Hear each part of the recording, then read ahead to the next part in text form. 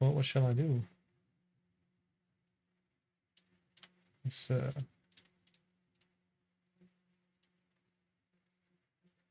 let's uh let's get there. Let's get the should I get this channel. Should I get this music back in there? History. Let's see if I can find it. Nope, nope, nope, nope, nope, nope, nope. There it is. It's pretty loud.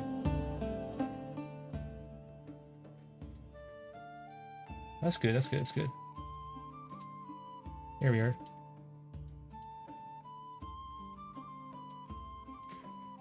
Okie dokie. Let's get going then, Nether.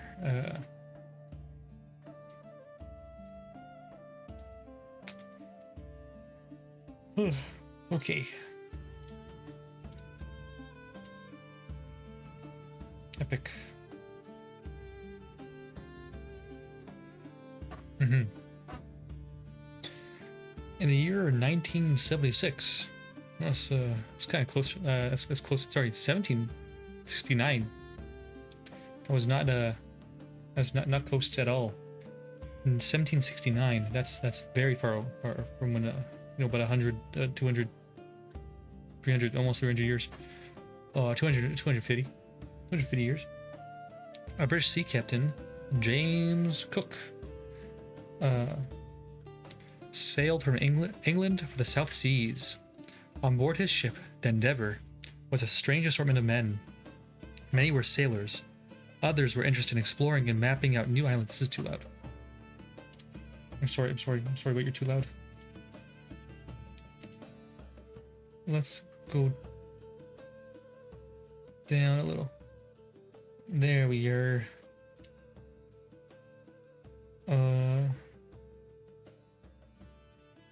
And yeah. Many were sailors. Others were interested in exploring and mapping out new islands. There was also scientists engaged in study of plants and animals, stars and planets. Ooh, nice. Until the time of Cook, men who sailed on voyages of discovery hoped that they would bring back riches. Cook's men desired to bring back new knowledge of the world and its people.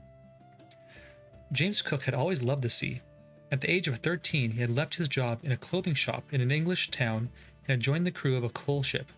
Life at sea in those days was hard and rough, but Cook loved ships and sailing. When he was 27 years old, he joined the Royal Navy. In 4 years, he had become captain of his ship. Captain Cook proved himself to be a wise and able seaman in many ways.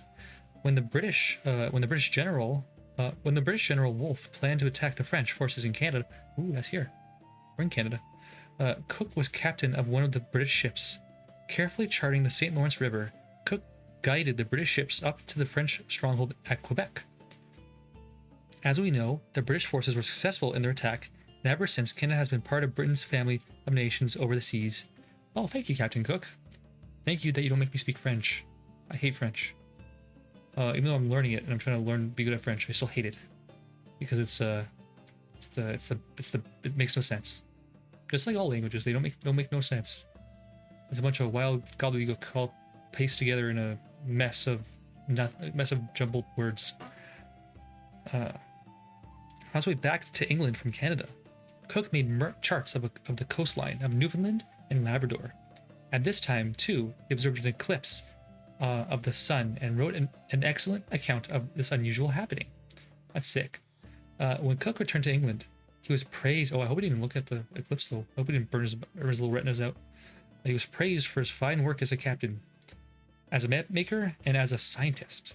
When the British government was looking for a suitable leader to take command of a voyage to the South Pacific of an important scientific expedition, James Cook was chosen. An expedition under his command was to sail to the island of Tahiti,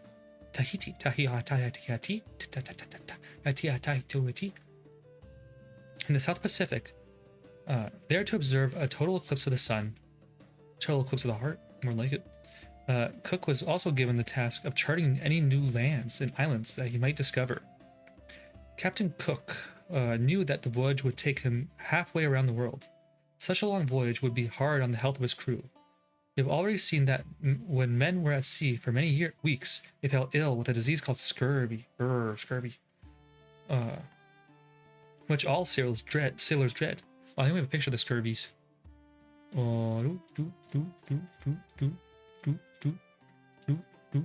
There we are. There's the scurvy. Look once more at the chart on page 52, and you will recall that Da Gama and Magellan lost great numbers. Yeah, they did. Murdered their crew, like more than half.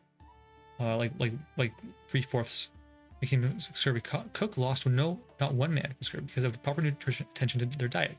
Good job, Cook. I can't really tell the difference, to be honest. They look about the same. Oh, he's lost his chin. His nose is a little bigger. But yeah, he looks about the same. He's less happy. I think he's less happy with the scurvy. I think that's about it. Back to our map. Where's the total eclipse? In the region, at the diagram, the sun is completely hidden for a short time by the shadow of the moon. Yeah. An eclipse of the sun. When an eclipse of the sun occurs, this is what you see. A. At first, you see all of the sun. B and C. Part of the sun is hidden from preview. D.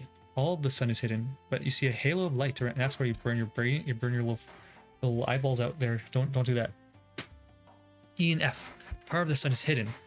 G. Finally, you see all the sun again. Yay! Yay! Here comes the sun. Doo doo doo doo. Here comes the sun. I say la la la la la la la la. No no no no no no no no no no no no no. La la la la. Yeah. The voyage expedition Cook was expectation to Tahiti. Captain Cook knew that the voyage would take him halfway around the world. Diseases, a lot of diseases, and the lack of variety in men's diet. Of these diseases was the lack on the voyage to Tahiti. He planned to obtain fresh fruits and vegetables at every place where the ship sailed. However, when they were at sea for long periods of time, there would be no fruits and vegetables available. Cook then planned to give his men such foods as herbs, vinegar, raisins, whole wheat, mustard, malt, and dried fruits. There were certain health rules which he insisted that his men follow. Every day, each man was to take a cold salt water bath. Why? I guess for hygiene. But it kind of sucks to do it cold. Week, each man was to put on fresh, clean clothes once a week. Wow. The men's cabin were to be that's way too much. I only change my clothes once a month. Men's cabins were to be inspected daily to see that they were kept very clean. The members of the Endeavour ate the proper foods and kept themselves clean. Cook felt that they would conquer scurvy. Well, he's right. From England, this is the first voyage. From England, the Endeavour sailed south through the Atlantic Ocean, the shores of Brazil. Oh, yeah. Oh, you see his little line there. The little line he makes from the red line. The red line. Da da da da da da. One Piece. The Atlantic Ocean to the shores of Brazil and South America. 6 months after leaving Britain, the ship had rounded Cape Horn on the southern tip of Americas and headed into the Pacific Ocean. Then the Endeavour sailed into a westerly direction across the Pacific Ocean.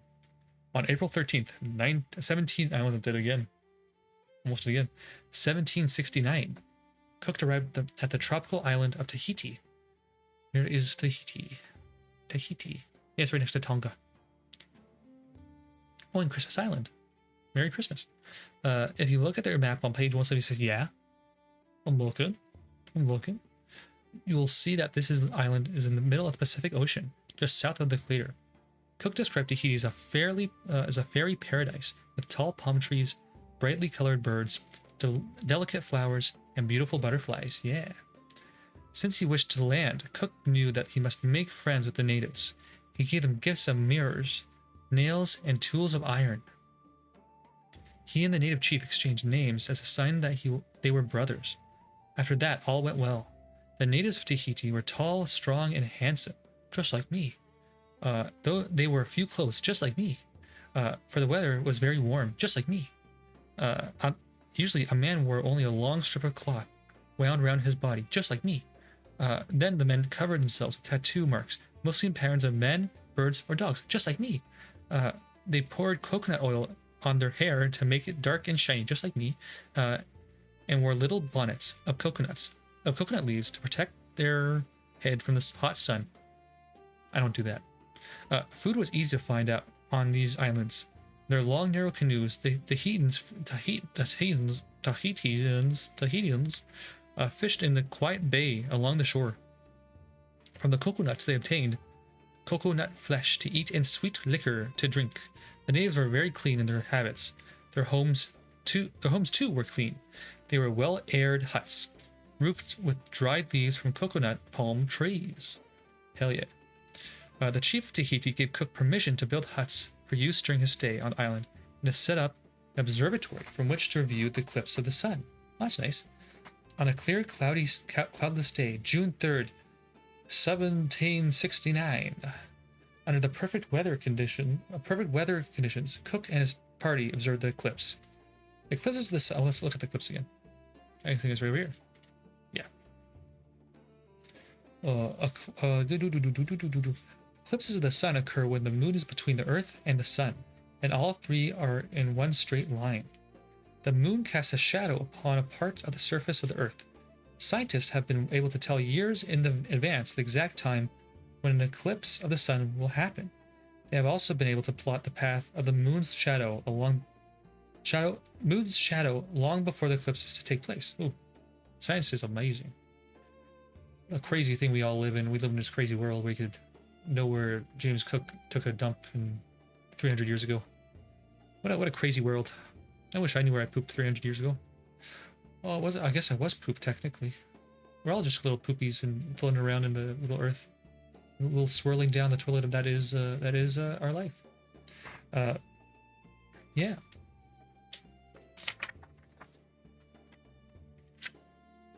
The diagrams on page 167 will show you what Cook and the scientists probably observed. Yeah, these are these.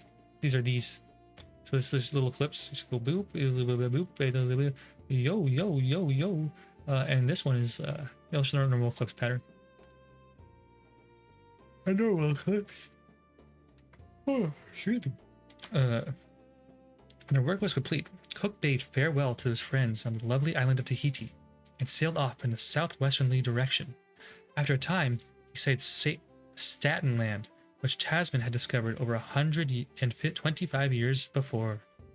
Here he encountered the Maoris, whom he described as fierce, strong, raw-boned, well-made, active people. Dark brown in color with black hair, black beards, and sparkling white teeth. Ooh, nice. Good intention. That's good. As Tasman had found, they were a warlike people. Cook had to warn his men not to go ashore without guards. Often, the Maoris would paddle out to his ships in their canoes and call out, "Come here, come ashore with us, and we will kill you." Cook wanted to land and get supplies of fresh fruit and vegetables, but he did not dare to go ashore.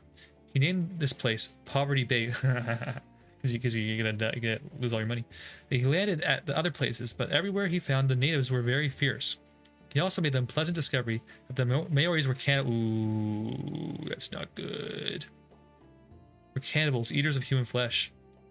Over 6 months, Cook sailed along the coast of Staten Land for a distance of 2,400 miles, charting the bays, straits, and capes.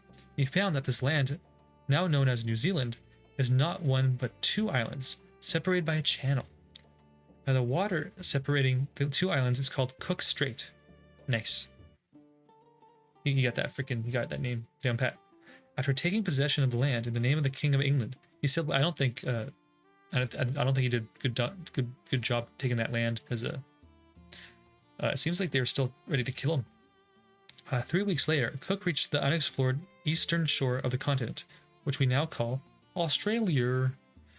In the little bay where he landed, he found many beautiful flowers and strange plants, and to it he gave the name Botany Bay. On the trunk of a tree, one of his men chiseled words telling of Cook's arrival there and the name of the ship.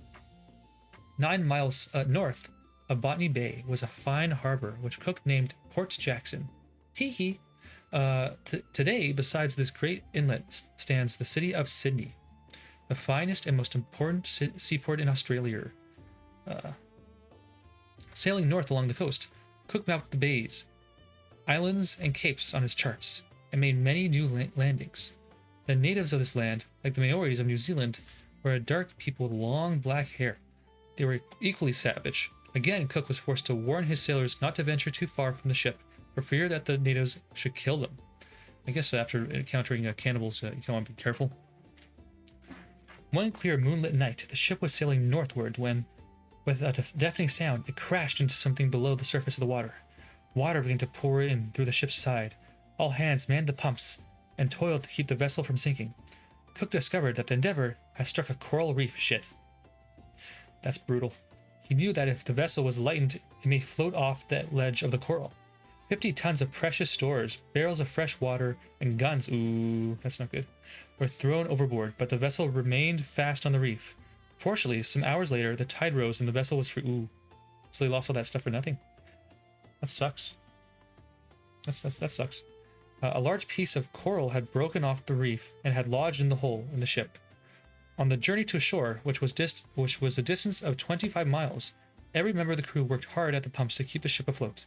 When the landing was reached, repair work on the Endeavour was begun.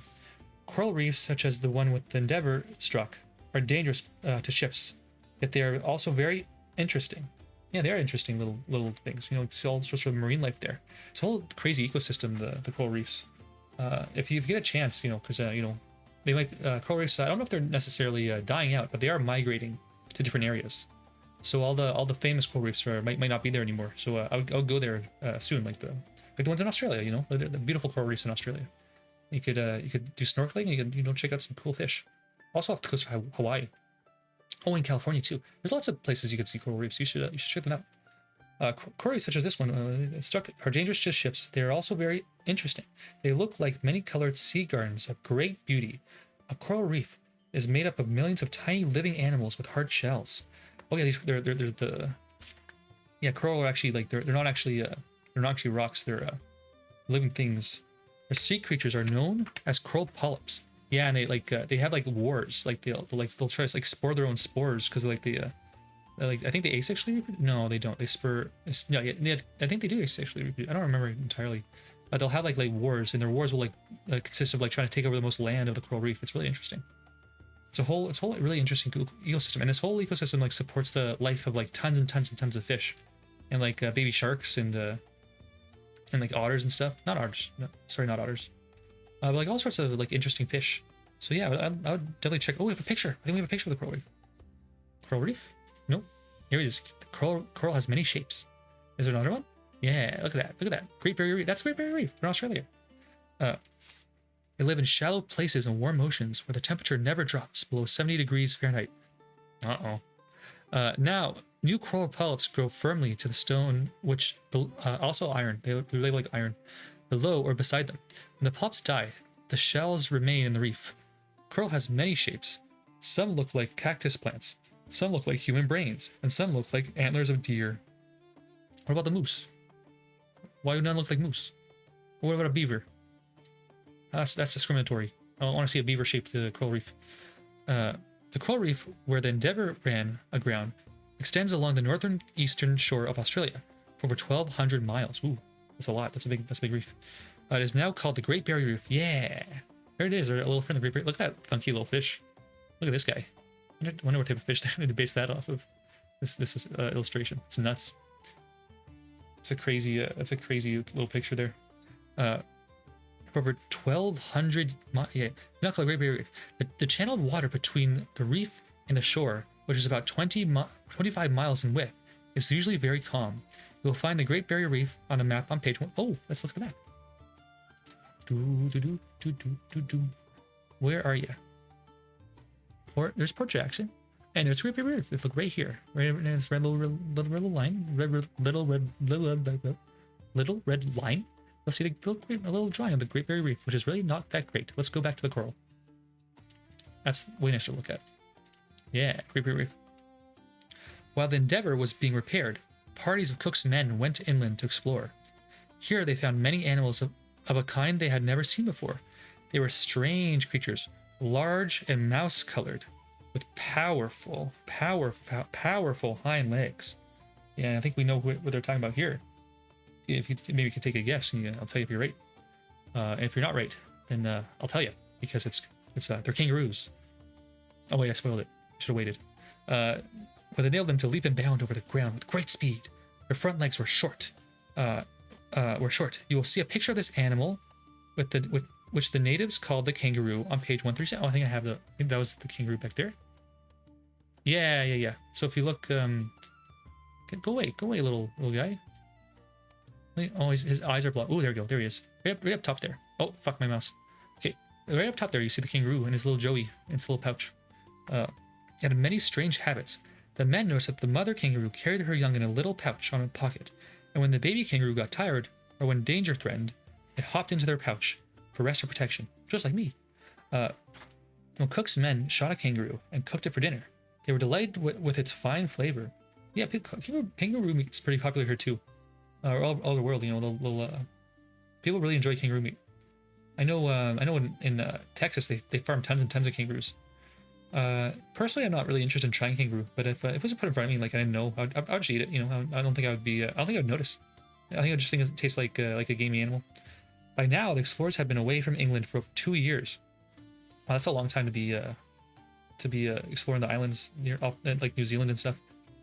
And Cook decided to return home.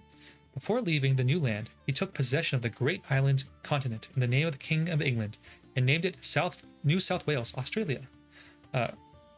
As Cook sailed north along the coast, he made very careful charts of the coral reef. For a distance of over 1,200 miles, sailing west, he discovered a strait between New Guinea and New South Wales. Thus, Cook proved that New Guinea was an island. After a stop at Java, Cook sailed for England by way of the Indian Ocean. Oh, wait, let's look at the map, actually. Let's go back to the map. Yeah, you see that he's going this way. So so they figured out that New Guinea was not part of Australia, and they went like, and they went here over here next to the Cape of Good Hope, which is past it. This is the Indian Ocean right here. And when they went around the South Africa's little tip, it's a little tip. They missed it. They didn't touch his little tip, which was very kind of them not to do. And they went all the way back to England. They rounded the Cape of Good Hope and the Atlantic Ocean. He reached home after a journey around the world, which had taken him 3 years. The king received Captain James Cook in St. James's Palace. The great navigator presented his monarchs with a journal of his long voyage. Together with carefully made maps and charts of the place he had visited, Cook had been successful in carrying out all he had planned to do. He was proud of the discoveries which he had made, but what pleased him most can be told in his own words. I have not lost one man by sickness during the whole voyage. During a voyage over 60,000 miles, not one man had died of scurvy. Now that was the real accomplishment. That's crazy. Because Magellan, Vasco da Gama, and Marco Polo, and who else? Like literally every single sailor, like every single freaking sailor, like Drake. They all got scurvy. They all got fucked over by scurvy. It's brutal disease. The second voyage of Captain Cook. Does he cook twice? He's cooking, but did he cook? We'll find out. Did he cook? Did he cook enough rice for everybody? Within a year, Cook sailed again to the southern part of the world. This time, he was instructed to search for a southern continent, which is thought to exist far to the south of the Americas and Australia. Little was known of this part of the world, as few ships had ventured into these waters. As few ships had ventured into the waters. Cook was ready to accept the challenge. Sailing south through the Atlantic Ocean, he reached the Cape of Good Hope just at the beginning of summer in the southern hemisphere. Heading for the southeast, Cook's 2 ships, the Resolution and the Adventure, met with heavy gales which swept great waves over the decks of the ships. On January 17th, 1773, Cook crossed the Arctic Circle and entered seas where great icebergs loomed. Antarctic Circle, sorry. Through the mist, like white cliffs, one day an iceberg 1 mile in length was sighted. To be caught near such a berg in a rough sea would have meant disaster.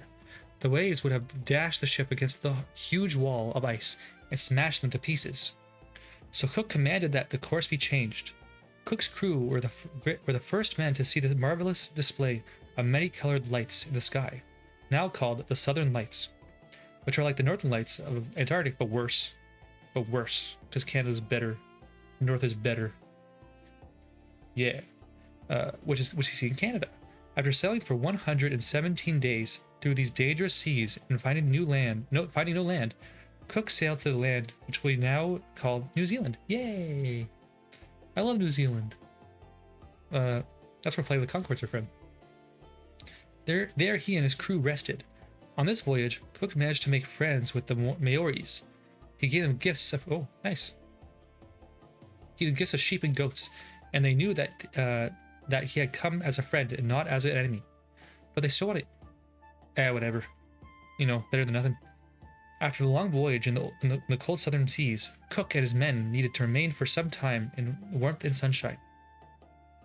They spent their time out of doors and teaching the Maori people how to care for animals, which they had brought from England. They also taught them how to grow vegetables. They planted potatoes, parsnips, carrots in gardens. Little by little, Cook won the trust of the Maoris. Cook also visited Tahiti and the Friendly Islands, where he presented the natives with cows, horses, and sheep, and vegetable seeds. Hell yeah, this guy's fucking awesome, Cook. Captain Cook's pretty sick. To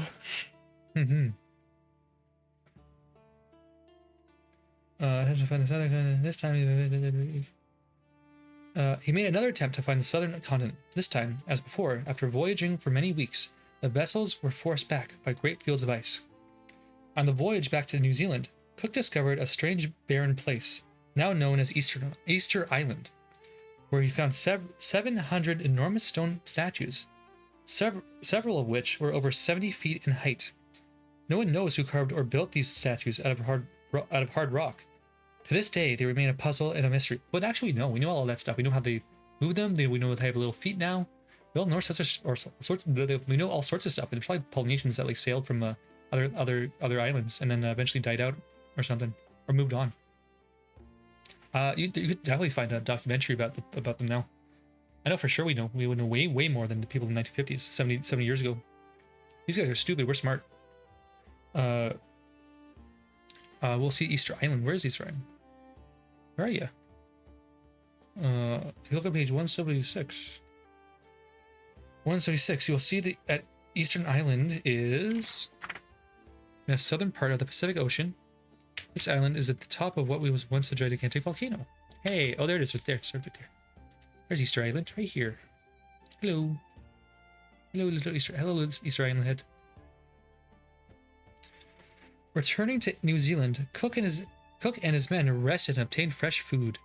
He then made one last attempt to find the southern continent. This time, he sailed far to the east before turning south. His ship searched in the waters to the south of Cape Horn to see if any land could be found. Some islands were discovered to the south of the Americas, but no large mass of land was sighted. Once again, fields of ice surrounded the ships, and finally Cook had to give up any further exploration in these waters. He knew that his ship would be crushed in the ice if he stayed any longer, and that the terrible cold would be harmful to his men. Sailing northward, Cook discovered a lonely mountainous island to the southeast of Cape Horn, and took possession of it in the name of the King of England. Later, it was named South Georgia. We'll never went down to Georgia. I was looking for Cook, I guess. That's a bad joke. Sorry. For years, this island was the headquarters for British seamen who hunted whales in the South Pacific. Fuck you. Whales are cool. We know from Star Trek, whales are cool. They speak. And we know they have language. Just recently, last year, they were able to decode a little bit of language, and they figured out how to do call signs and stuff. And the whales are sick. They're sick animals. And so are dolphins. Dolphins are porpoises and porpoise and pupas. After a journey of 3 years, Captain Cook arrived arrived back in Plymouth, England. He was the first explorer to travel all the way around the world, sailing eastward. He reported that he was fully satisfied that there was no southern continent, and that even if one did exist, it would be of no use to man, which is true. Again, Cook was able to report that he had not lost a single man from scurvy. Nice. Did he lose anybody from anything else? Lose any to the cannibals? I feel like he lost some to the Maori cannibals. I feel that. In the year 1776, Cook set out from England for the Pacific on what was proved his last voyage. His orders were to sail north along the west coast of North America and to try to find a sea passage in the north from the Pacific to the Atlantic Ocean. Yeah, tough shit, bud. I don't think you're gonna find that. In the north from the Pacific to the Atlantic, 200 years before, as we recall, Drake had searched for such a passage, but had not found one. At the Canary Islands, the sailor carried on board supplies of fresh meat, fruits, vegetables, and barrels of drinking water. Sailing southward, the ships called at the Cape of Good Hope at the southern tip of Africa. Here, black people traded sheep, cattle, horses, pigs, goats, and chickens for iron tools and cloth. On resuming his voyage, Cook discovered to the east a large, bare, rocky island, which is now known as Kerguelen Island. I've never heard this before. Kerguelen Island. It was summer when Cook visited its shores, but the weather was cold and damp. The sailors were cheered on this desolate island by the hundreds of strange little black and white birds, which paraded along the shore. Oh, it's the penguins. Oh, there's a little Easter Island head thing. There you are, little Easter Islands. Whoa. I'm driving my car. I'm like driving my car. Hundreds of strange little black and white birds which paraded along the shore. These birds, known as penguins, are unable to fly. They are very much at home in the water. They are found in cold regions in the southern part of the world. Their diet is fish.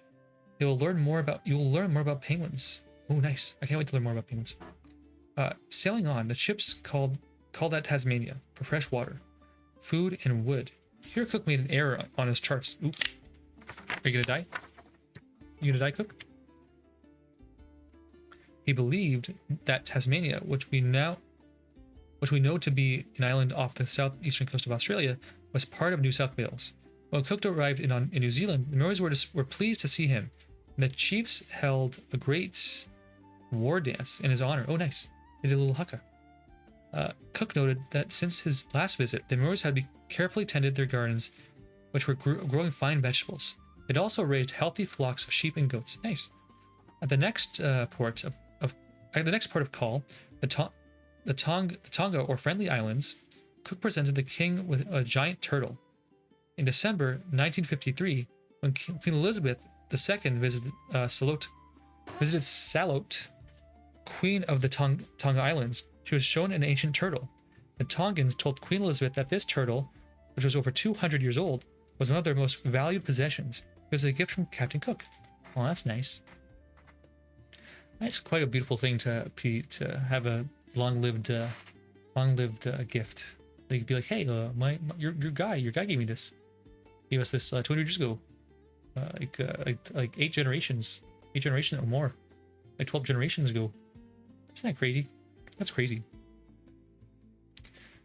From Tahiti, Cook sailed northeastward, discovering on the way many islands in the Pacific Ocean. Some of these were coral islands.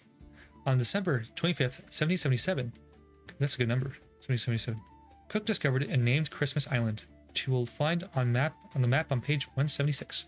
Okay, let's go back to the map. Oh, there's Christmas. There's Christmas Island. No, that's not Christmas Island. This is Christmas Island. Hello. Hello. There it is. Oh, there's this little voyage. You went from Tasmania to New Zealand to Poverty Bay to Tonga, the friendly people, and then to Tahiti, Tahiti. Here the sailors found 300 green turtles. They cooked and ate some of them for their Christmas dinner. Aw, how nice. A few days later, that's actually not so nice. They kill the turtles, like Franklin the turtle. Here comes Franklin. A few days later, the two vessels reached a group of beautiful islands in the middle of the Pacific. Cook named them the Sandwich Islands in honor of the British naval Earl Sandwich, who had planned this voyage of discovery. In all, there were 12 islands. Where's the Sandwich Island? Yeah, Hawaii. Oh, Hawaii, or Sandwich Island. Who had planned this voyage. In all, there were 12 islands. The largest was called Hawaii. Believing that Cook was a god from heaven who had come in a floating temple to visit them, the natives fell down and worshipped him. Since Cook's time, the Sandwich Islands have been renamed the Hawaiian Islands. Today, they belong to the United States of America. Yeah, it sucks to be England. It sucks to be the people of Hawaii who are all dead. All like got like diseases and shit and died. That's what you get for worshipping the white gods. You get death. That's pretty standard in most movies too. Is like you start worshiping the aliens and you just get killed. And in appearance, the Hawaiians were very like the natives of Tahiti and the Tongans. The women were very beautiful. I guess that's why Cook stayed there quite a bit of time. At a great feast of welcome, the Hawaiian chiefs wore magnificent cloaks, headdresses of beautiful. Oh, let's look at the picture. Yeah, there we are.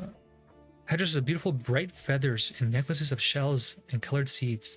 The women who served the banquet wore dresses of cloth made from their inner bark of a tree. In their long flowing hair, they wore fresh flowers. Around their neck were leis, which are necklaces of lovely fragrant flowers. At the feast, the Englishmen were served with roast pig, baked fish, potatoes, coconuts, milk, bananas, and pineapples. Several days were spent visiting the islands. 2 enormous volcanoes were found. One of these, called Kilauea, I don't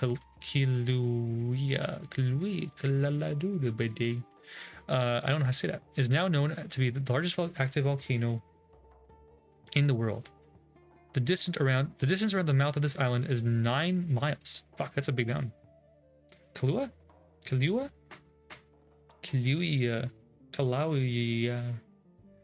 miles. In the crater is a lake of fire and lava, or molten rock, which looks like a great boiling sea. The Hawaiians lived in houses of wood, the roofs of which were thatched with palm leaves. Inside, there was little or no furniture, but there were mats everywhere. They sat on mats and slept on them. To a Hawaiian youth, his canoe was his most important possession.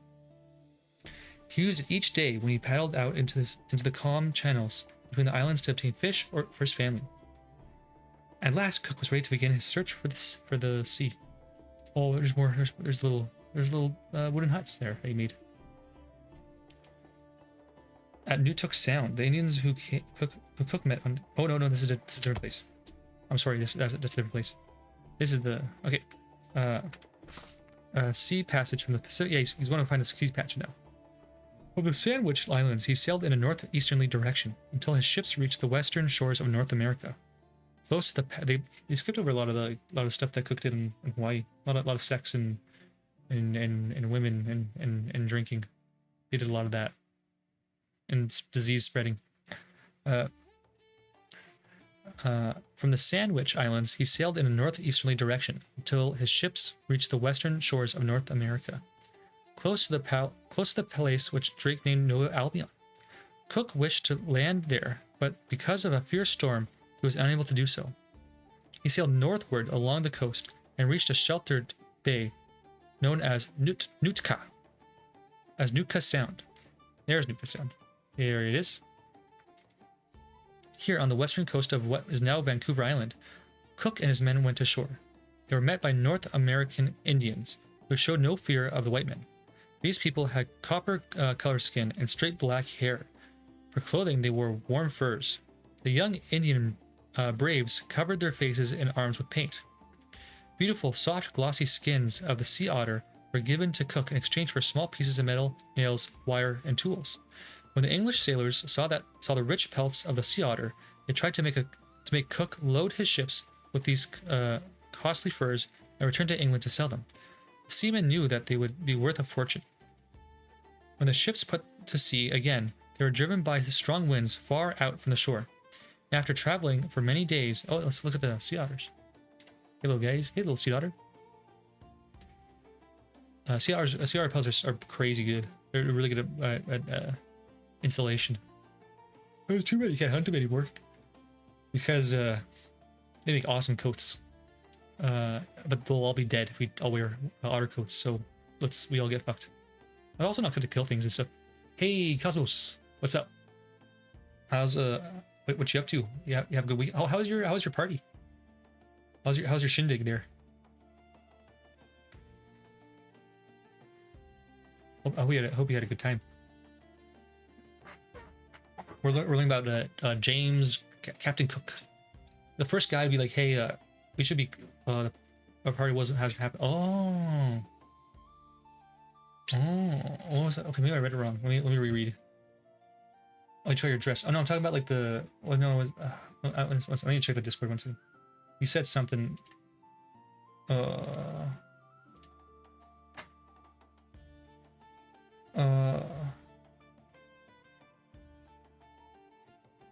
yeah, wait.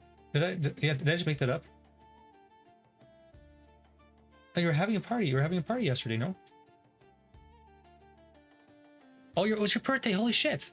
I know your birthday. Happy birthday. Happy birthday, Cosmos. Oh shit, let's do a little happy birthday. 1 second. I'm sorry. No, I feel horrible. I should have known that. Did you tell me your birthday? I don't think you told me. Did you tell me your birthday? Whatever, let's do it now. It's too late. It's too late for regrets. We're gonna go now. Last Friday. What the hell, Cosmos? You have to tell me this shit. you gotta tell me things, or I'm not gonna be able to celebrate. I've done like a whole like fucking. Oh, I got a slide whistle. Let's do that. Oh no, I got a banjo. No, I don't know how to play on banjo. Shit. Let's do slide whistle. I've actually never played Happy Birthday on any instrument in my life. I just sing it. This is gonna be really bad, but it's the special Happy Birthday belated birthday song.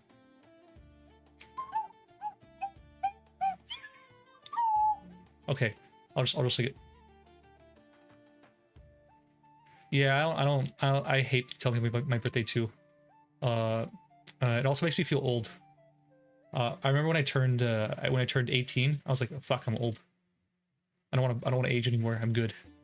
And so every time my birthday rolls around, I'm like, ugh, my birthday, ew. But that's just me. I know lots of people like have a fun time. But you can announce your birthday. I'll be happy to celebrate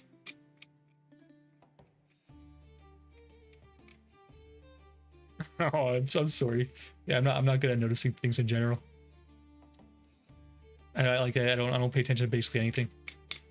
If it's not like yelled in my face, like I don't notice. I'm not good with nuance. I'm in my. It's really bad. It's really bad that I'm in my own head. I'll pay attention next year. Next year I'm gonna get it. Don't you worry. I'm gonna put it in your notes. I'm gonna put it in the notes of the Discord. I'm gonna be like, oh, it's Cosmos' birthday. You fucking remember that. Okay, Cosmos. Now how I access the notes? Where's the secret notes? Oh, I don't. August 29th. Well, that's good. That's a good date. August 29th. That's a good one. Where's this notes? How do I access that? Cosmos. Where's the secret notes section? View full profile.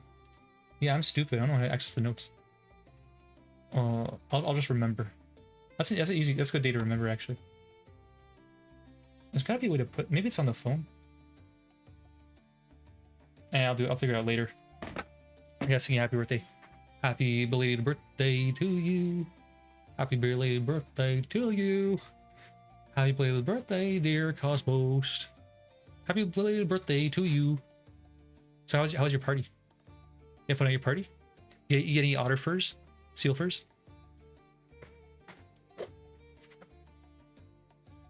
Yeah, nice. What was like your number one highlight? What was like, oh yeah, that was good. That's my month. When people can. That's good though. 3 people's good. That's fine too. Even two's good. Even one person's good. It's always good to have people like care, to celebrate your birthday, right? Like It's better. It's better. Like I honestly like my last birthday that I actually celebrated, which was I was really young. I think I stopped celebrating my birthday when I was like 12 or 13. It was just me and my best friend. We went go karting. It was awesome. Oh, that's lame.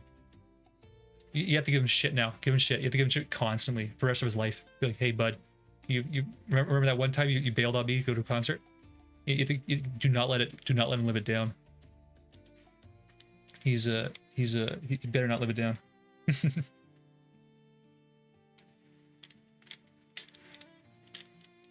He'd be like, hey, I hope you have fun at your concert. I hope you have fun at your concert. Yeah, but he'll get you next time. You know, there's many more birthdays to celebrate. Many more. Oh my god. Oh bro, I can't handle glitter. Like I like if if I see confetti being thrown, I'm like, oh, I duck under the table or something. Or like I duck out of the room. It's just like it's also horrible for your lungs. Like okay, I'm gonna shut up. I'm gonna shut up because I'm ruining shit. I'm ruining glitter. No, it's just messy, you know. let's not talk about the horrible silicosis. It's just a messy thing. And I'm vacuuming all the carpets. Version of my dress today, so it got.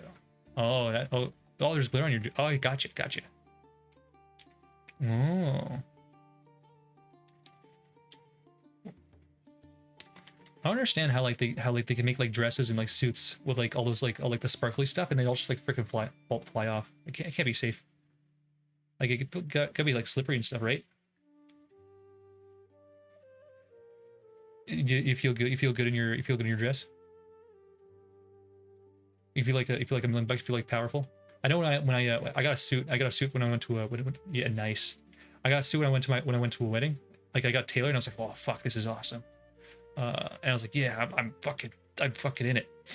You know, it's nice. It's nice having like shit that fits, or just feels good. You know, it's like, yeah, like you look in the mirror like, fuck yeah, we're getting.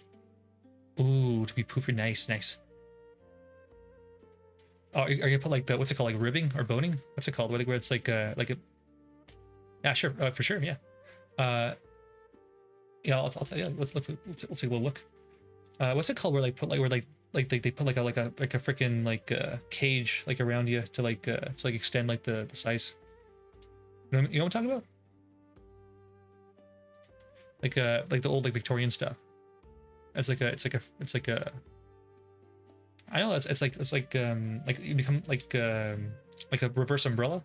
Like the umbrella's at the bottom. You know what I'm talking about?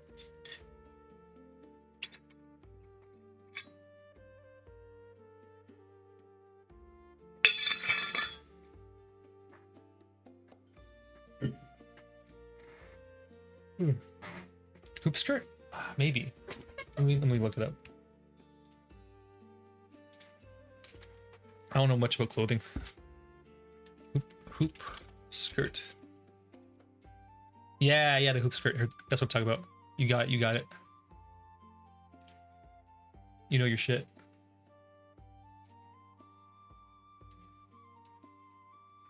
Yeah, the hoop skirt stuff.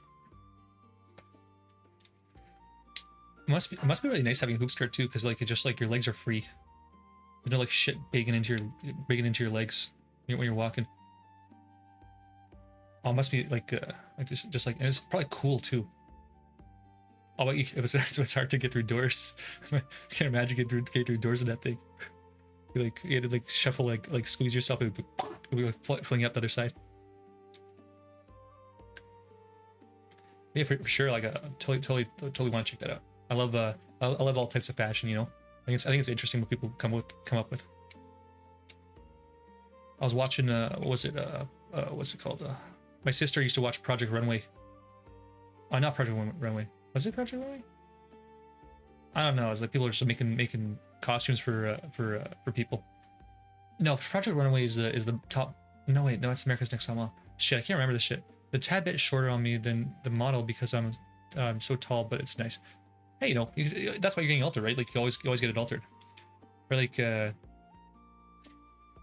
Like that, you know, that's why we got tailors and stuff, right? Like you get your shit altered. I know some people like literally alter all their clothing, like their t-shirts, their pants, like everything. And like, you know, for some people it's just worth it, you know. Like even if it's like a cheap like a 20 buck shirt, that's not cheap. Like 20 buck pants, like, you know, they'll still get it altered. It's crazy stuff. I don't know that I have no idea what that means. I don't know what tool means. Oh, I got you. So what's the tool? What's the tool? What's the tool part on the dress? Which part of it's the tool? Or no, is that is it the material? It's like the mesh. Oh, I get you. The mesh material. Yeah, I guess you can't alter that. There's nothing to let out there. Can you tack on? I think you can tack on. Yeah, I think you can tack on stuff on there. There's a lot, you know, there's all sorts of stuff you could do, you know. Let me see if have you seen Project Runway? I think it's Project Runway. Let's see. Project Runway. Yeah, it's Project Runway. Where they make like have like crazy challenges where they make crap and make dresses and stuff for the runway. Amateur fashion stylists and designers compete to craft the best possible clothes while attempting to cope with various thematic materials and time constraint challenges. Yeah, it's sick. You should watch it. It's awesome. My cousin's really into like fabric and beading, so she's always got like a project going, and I don't really know much. So like I was yeah, we got a longer version of the dress to cut shorter. Oh, gotcha. That's smart. That's smart. That's gonna look sick. That's gonna you're gonna look like $1 million.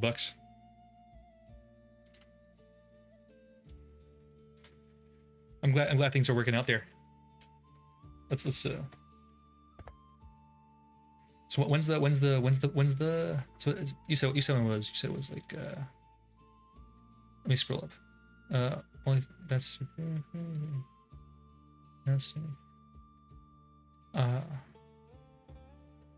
yeah, when is the 27th? Okay, gotcha. That's Homecoming. I have to remember what Homecoming is. I have to switch it up too. I was thinking of prom. Homecoming is what is? I either remember I'm Canadian, so we don't get everything. What is Homecoming? An annual tradition of many American. Oh, it is Canadian. Never mind. I guess I just never had it. Where alumni return to their alma maters for a celebration, usually in the fall. Oh, I gotcha. It's like a fall prom. Yeah. I just assumed it was prom related. Yeah, I never did that. Or again, you know, I'm not a very attentive person, so maybe it did happen. I just wasn't aware. Like I was like, I don't know, school of it. I'll just skip it. I'll go do some other shit. But it is good to attend events. That's something I regret. Is I should have done more events. Most of the time, people wear shorter dresses for it. I gotcha. No, just do what's comfortable, right? Like there's no fashion rules, you know. When people say like, oh, you gotta dress this way with that, you gotta put this with that, it's like, yeah, it's full of bullshit. You know, you just do what looks good, or what feels good, you know. And if you don't do that, you're just, you know, you're not. It's always an experiment too. Don't let people tell you how to. Oh, you want a shorter dress? What? Just do what looks good, you know. I miss your bite wobble louder. Ooh, hell yeah, nice.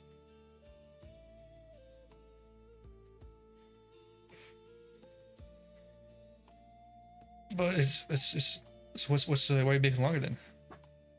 Oh, it was a little too short, right? My freshman year, I went in a long, plain red dress. Ooh, nice.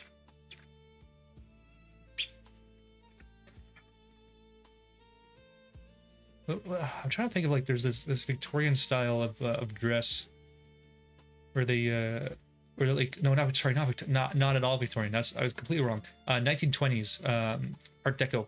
There's an Art Deco style dress where it's very matte. It's a satin fabric, and it's just like straight. It's like a very not contoured but very pencil like, so not pencil, that's wrong too. Angular or straight lined lots of like straight lines in the silhouette. Like I remember I was watching a little documentary about like 1920s fashion, 1920 in the 1920s era, and they were like talking about like, oh, we used like the same, we used the same like fat like paper pressings to create a boxy fit and blah blah blah blah blah blah. I was like, wow, the length people go, you know, to like, you know, follow trends and things. It's pretty insane.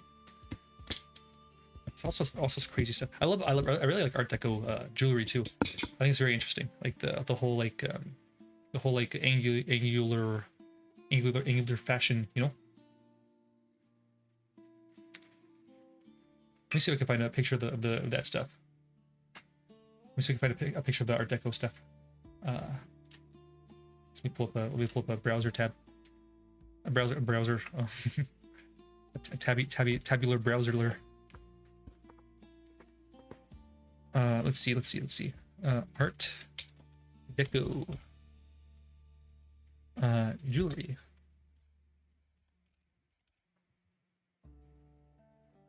And you're maybe use my prom jewelry from what? Yeah, well, you gotta save money. You can't go crazy with it. You gotta make some compromise. It's not all too bad, right? Like the more use you get out of something, the better. You're getting more value, right? It's like you're saving money. Okay, never mind. Yeah, okay. Then yeah, maybe she could have splurged a little.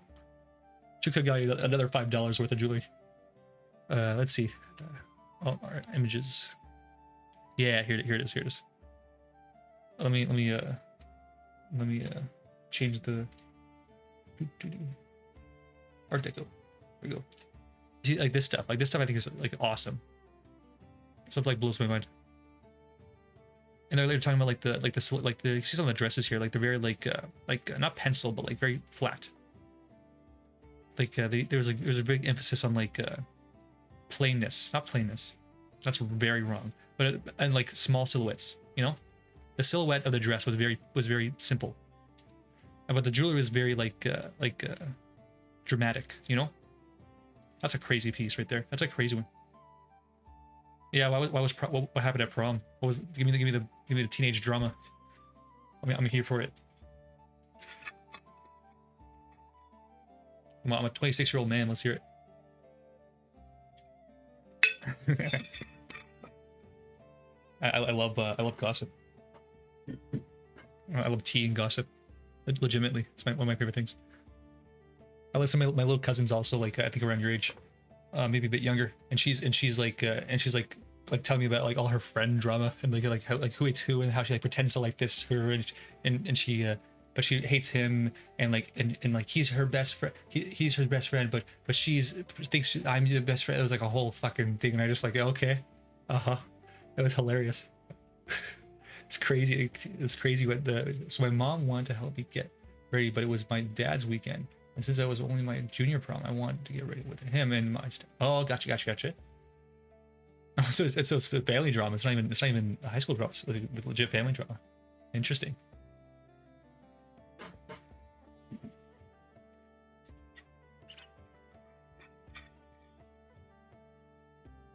We're all a little petty on the inside when it comes to, especially when it comes to like our kids and stuff. I don't have any kids, but I have a dog.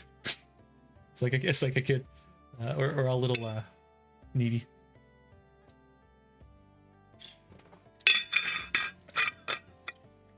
And all my stuff last minute. Oh, that sucks. I'm sorry that happened.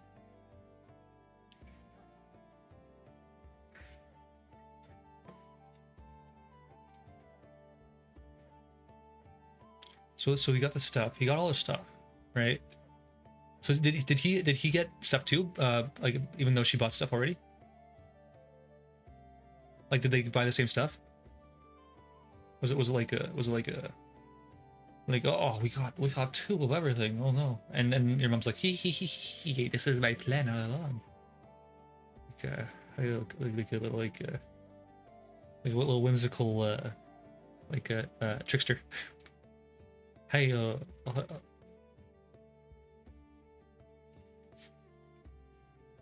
look for the or other, and okay, my mom's stepmom got me. Yeah, my stepmom got me last minute hair and makeup appointment since my mom didn't make. Oh, gotcha. Mm-hmm.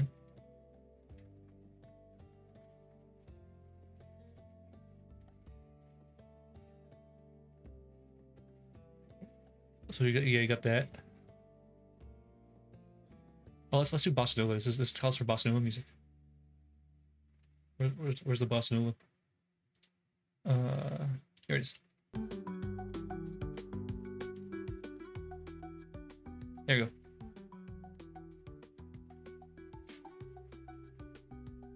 So she got the appointment. Your mom got the okay. So you're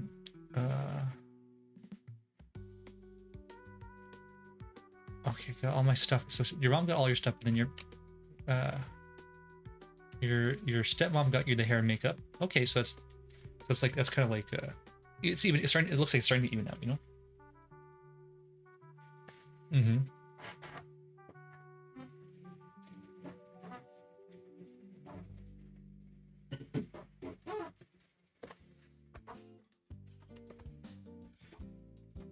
Sometimes you should let your family do their own thing. You know, just be like, hey guys, you do yours thing, and they'll you figure it out. Well, my stepmom also had to get me a person earrings. Okay, so you both contributed, no? Okay, so we got you all this stuff, and we got that person earrings. Okay, that's fine, no?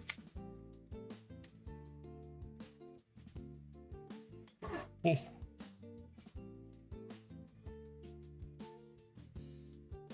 Where's the pettiness coming? I want the tea. I want the drama. I want like, well, yeah, and everybody's a little angry at each other. Type drums, type stuff. Ooh, this one's nice. Look at that guy. What is this even? What am I looking at? Art Deco jewelry. What is this? Is this a ring? Okay. My mom was just being difficult with the whole process because that's when I still couldn't drive myself. Oh, gotcha. You just want to be like it's like you're mine, you're mine, you're mine.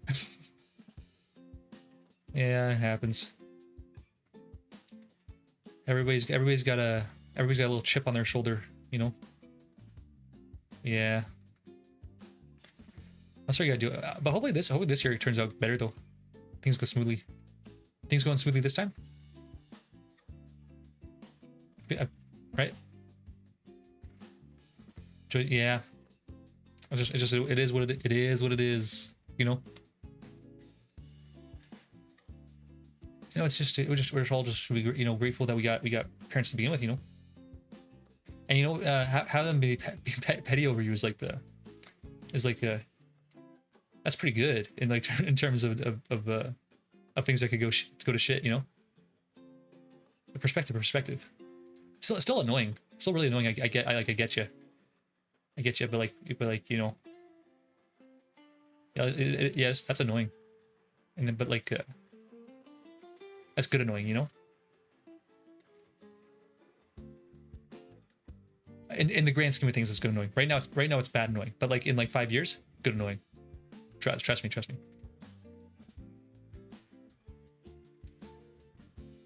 Ooh, this one's nice too. This is that jade? Antique Art Deco Navajo 1980. It's not jade. It's turquoise. Okay, yes it is. It's turquoise. Oh, I knew it was a rock. I knew rock. I like rocks, so I knew that. Ooh, this one's crazy too. So, what type of jewelry you get into? Like, what's your style? What's your style of jewelry you got going on? Oh, hey, Batman. How's it going, bud? Hey, you've been gone for a while. You doing good? Oh, you're here for the drama too. You're just like silver. Yeah, silver's awesome. Actually, I'm big on silver too. I'm not a gold guy.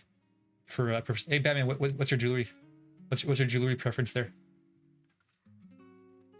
You a ring guy? You a necklace guy? You like your Art Deco guy? Diamonds, rubies, sapphires? Oh, good, nice.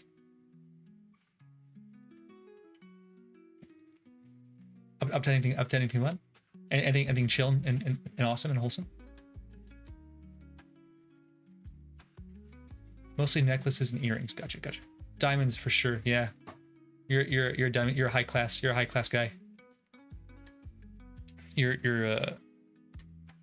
none of that fake shit. You gotta get the real shit. Mostly necklaces and earrings. Yeah, like what kind of necklaces and earrings? Like what's like? Is it just like a like the thin chain ones? Is it like do you like a big pendant? Yeah, like the. We'll look at the necklaces here. Yeah,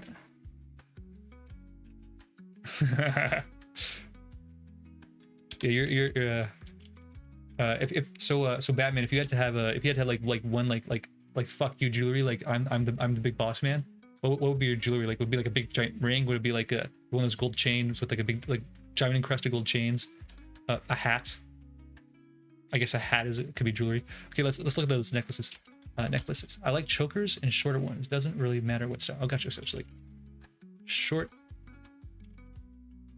necklaces. So it's like this shit, right? Oh no, there's like a little. Oh no, that's just a. Okay, I know chokers. I know chokers are. I remember those. Yeah, I get you. Like classy stuff. Batman, you feeling this stuff? A golden crown with a big diamond in the middle of it. Yeah, hell yeah. Oh, it could be like the family crown jewels of the crown jewels of what's it called? England. Charlemagne.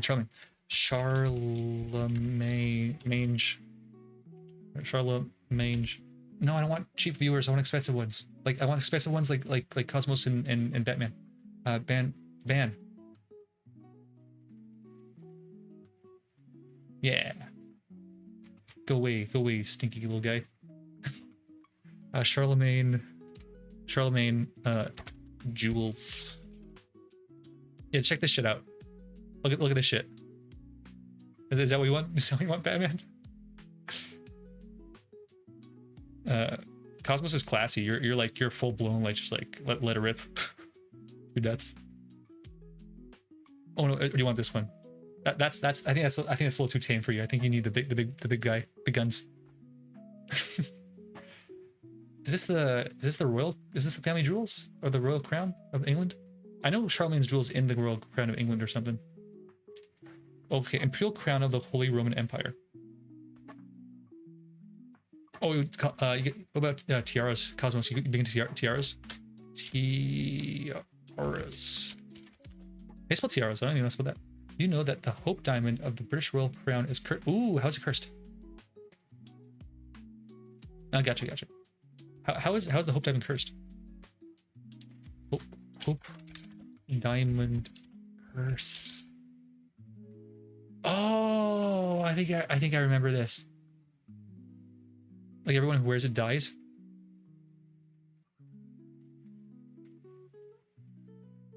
I kind of butchered my sleep schedule because I was playing Roblox way too much. So I couldn't catch up your stream since you're an early morning stream.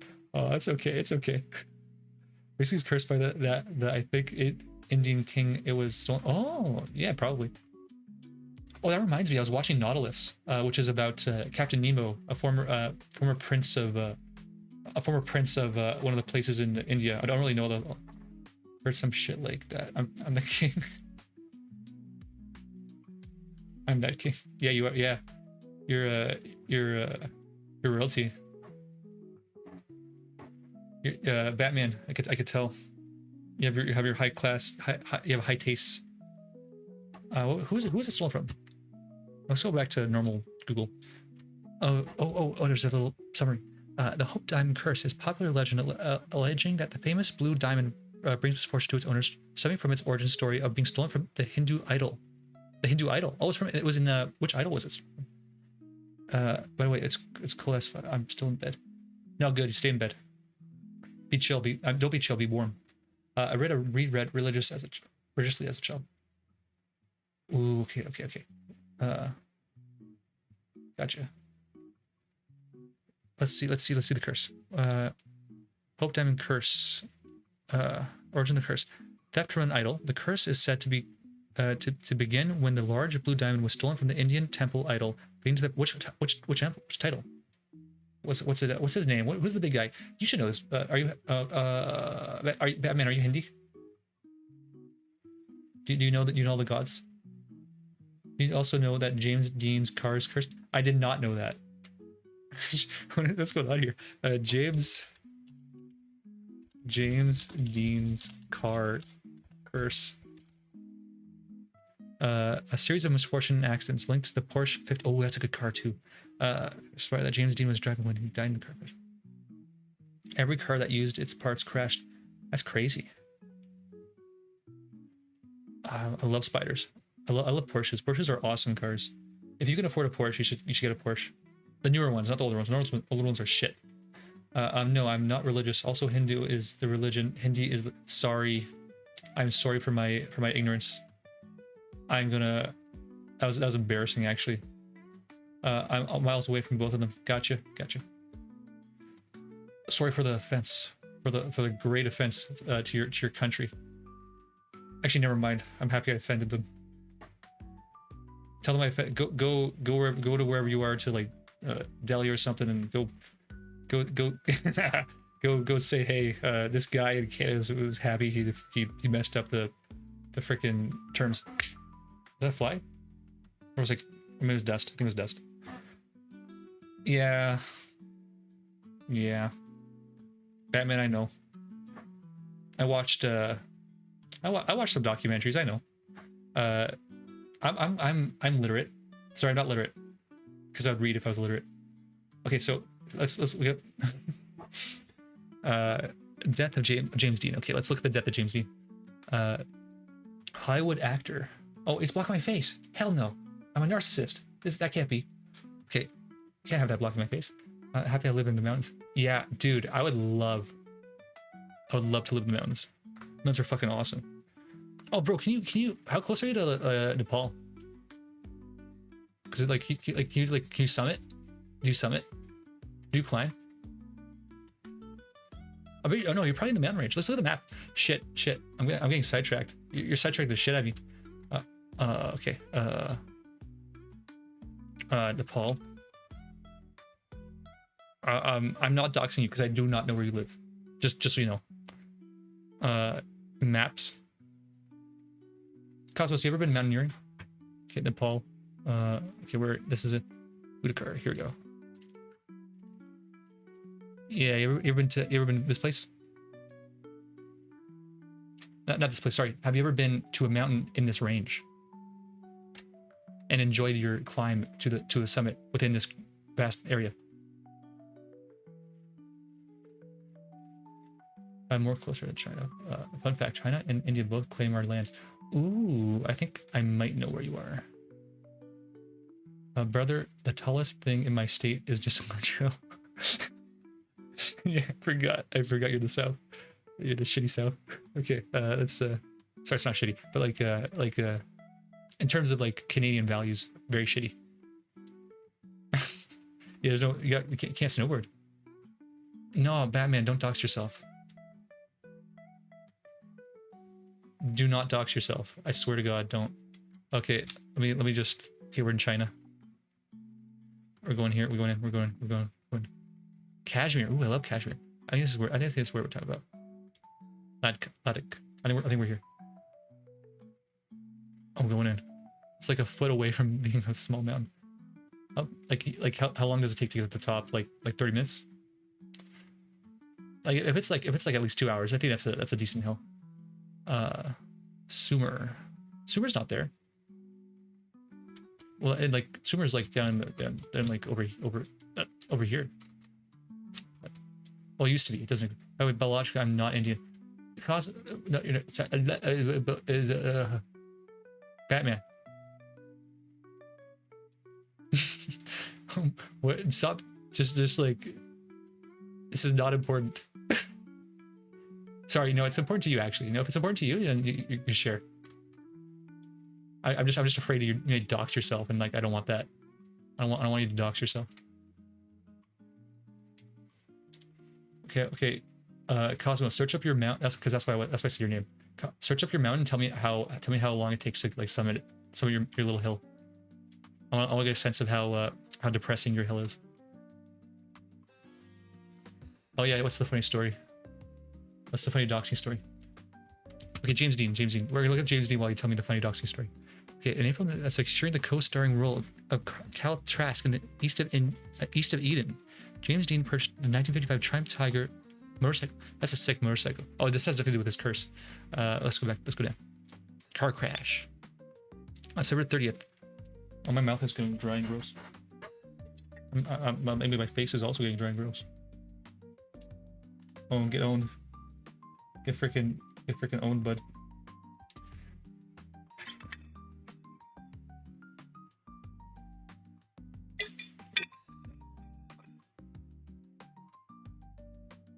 Oh, okay, Rolf Witherich. Jesus, it's hard to say names. Dean and his Porsche factory trained mechanic, Rolf Witherich, were at Competition Motors in Hollywood preparing. Okay, let's read. Okay, there was a guy named Gregory. That's a sick name. Okay, and he used to watch a common streamer, but then he started stalking me why would he stalk you? What do you do that makes him want to stalk you? Why like what were you doing? Dude, that's creepy. That's really freaking creepy, Cosmos. Not Cosmos. Fuck, I keep on mixing up your names now because I'm like trying to focus on this fucking car crash. He used to troll me. Oh, maybe he had a crush. Maybe he had a crush on you and just want to freak you out and make you fear for your life. Just like a normal thing, you know? Okay, okay, so on Little okay. It's Competition Motors in Hollywood preparing the Little Bastard. That's a cool name. The weekend sports car race at Salinas, the U.S. state of California. Okay, Dean originally intended to tow the Porsche behind his 1955 Ford Country. These are sick cars, by the way. If you ever see these are awesome cars. I love cars. Yeah, freaking epic. For a weekend sport car race at Salinas, accompanied by professional photographer. It takes only about an hour. An hour. That's decent. That's a good hike. Oh, that's not tall at all. Oh, maybe that's an American hour. No, that's like a nice place for a picnic. No, like an hour. Like you sit around, like have some wine, have some cheese and brie and bread and shit. You know, like not even an hour. Okay, still, so it's like it's a fun day trip. You can take what you get. New Salines and donuts and Vine Street cross the Mobo Station. This is like I just want to know how he crashed. Like literally, this is like just too much shit I don't care about. Okay, Glenn below the Sherman. I went up with the curse though. Okay, so. Oh yeah, so what was your nationality, Batman again? It's in the complete opposite corner from me. Aw, damn. That's annoying. That's just annoying. Indian. Gotcha. Oh yeah, I didn't mean national. I meant something. I meant the other one. Ethnicity. But I don't really actually. I didn't actually care. I was like in my brain like, oh, I wonder what Batman's ethnicity is. I just blurted it out. A little verbal diarrhea there. Driving there would take longer than the hike. That sucks. You should dig a pit. Just dig a pit and just be like, yeah, it's my reverse mountain. Oh no, but you're near the water, so like you're just gonna make a big pond. There's no winning. Just go crawfishing. Get some crawfish. Enjoy the wonders of your land. You know, the grass is not greener on the other side. The grass is greener where it is. You just gotta wade out in the ocean. Yeah. Oh my god. Yeah, just wait down the ocean, like climb the mountain, like go in the ocean, make say, hey, I'm a diver. I got a big freaking head on my head, and we're gonna go in the water, and shit like that. Okay, approximately Dean Hickman left. I don't care. Just tell me when he crashed. James Dean crash. James Dean crash. Summary. Oh, not supposed summary. That's close. On September 30th, actor James Dean died almost instantly at the age of 24. Ooh, who's young? Almost instantly, when his Porsche Spyder collided head-on with the Ford Sedan at an intersection in Chloroform, California. Dean was driving his new car to road race when a student, Donald Turnip Speed, that's a great name, Turnip Speed. Yeah. We're freaking grooving and moving, you know. Turnip Speed suffered minor injuries, and his passenger, Wolf Wutherich, was badly injured but survived. Dean sustained fatal injuries, including a broken neck and internal injuries. He's pronounced dead at the scene. Yeah. Date and time. Old. Location. Route 4066. Now Highway 46. Gotcha. And after a while, the car just ooh, spooky. It's a spooky. It's like, it reminds me of that episode of Futurama, but you guys might be too young. Where there's like a cursed car, and like they made it with parts from like all like the evil cars. It's really funny. Actor James Dean died 2020. And student Donald. Oh, he died. Aw, I didn't know Turnip Speed died. Where did it say he died? What is that? What is this? My big brain? Symbol 9 smug. Why do I have a big brain? I'm too dumb to understand that. I'm smug? Symbol. I think Google's wrong. I feel like this is not how he died. What caused his accident? Insufficient time and space. Just a funny looking guy. Oh, I got you. Yeah, that's fair. That's valid. That's valid. You're bang on, bud. And this one is YouTube. Ooh, that one looks more fun. This guy's looking kind of fresh. The top guy's looking kind of fresh. This guy's he's looking full on. You know. You know what I'm talking about? That guy's proper. Death of James Dean. The Curse of James Dean Porsche 55 Spyder. James Dean and the Vanishing Little Bastard. Okay. James Dean. The Vanishing Little Bastard. Just like Little Batman. Bastard. Same shit. Let's see. James Dean and the Vanishing Little Bastard. Me according to the streamer. Bro, I don't get your Gen Alpha crap.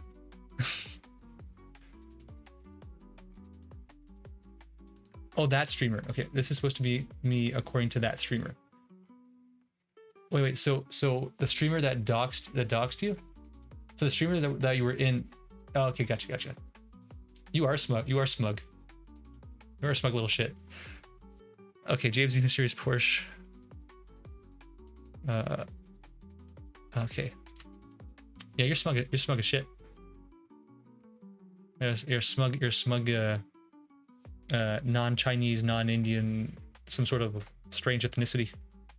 Mystery ethnicity, it's not strange, just mystery. What's going on here? Emote, if S9 angry cat. Yeah. That was my intention. You're giving me what I want, Batman. No, you ain't. I'm gonna find this cursed car. I gotta not finish that sentence because that's not a good sentence to finish. Hollywood star James Dean died in the Porsche 55 Spyder, brought a week earlier in places but was slower. I can't believe I was about to even say that. 356 Speedster. His nickname is New Car Little Bastard. The Spyder postpartum is described as sports car racer. Okay, blah blah blah blah. James Dean, the actor who loves speed. We all love speed. The drug, and I'm not gonna tell you. No, I'm not gonna tell you shit. I'm not gonna get banned. You're just gonna keen it. You're a minor, right? Yeah, you're a minor. I'm not gonna say shit. It was a kid. Yeah, I don't mind cheating. I don't care. I'll cheat. Yes, I can. Like Twitch can be like, hey, you did something evil. Goodbye. Dean was a keen amateur racer who scored clean wins in California road races in his 356 Speedster. Now that filming for Giant had finished, he was free to race again. Yeah. The Fateful Friday, dude said. was in Hollywood. They sold in the car and prepared for weekend. A 4-station wagon. Driving the Dean. We're gonna have to quick coffee and donuts. Yeah, coffee and donuts. You know, it's a fucking awesome. You know, it's like you're going on a road trip. You stop off at like a dive, like a diner and something. You get your hash browns, you get your eggs, you get your bacon, and then you eat what's it called? Eat your donut. Awesome. Yeah, Batman, you get banned for anything. Could, like, if something bad could happen, it will happen. It's the law of something. Murphy's law. That's how it goes. James Dean, a tragic ending. Dean 24 died almost instantly from the broken neck. Yeah, we know that one. We know that already. Although badly injured, yeah, Turnip Speed didn't die. Turnip Speed did not die. Because he was very full of turnips and I guessing the drug speed instead of the speed. No, I guess he was going fast too. Dean's fame grew after the accident. He's still the only actor to receive 2 Academy Awards nominations posthumously. Posthumously. After death, whatever. I know what it means. I just don't know how to pronounce it. In 1956, for the best leading actor in the East of Eden, the details of Dean's failed accident are relatively well documented. The biggest mystery surrounding the Porsche is the car seemed cursed. Alec Guinness. Okay. Why is your stream quality set to only 1080p? My internet sucks sometimes. What do you mean only 1080p? Why is it? I didn't know I did that. I'm sorry. How do I put it to variable? Let me know how to do that. I don't want to fuck with your stream. Let me how do I fix that? Where's the little thing? Stream schedule. No.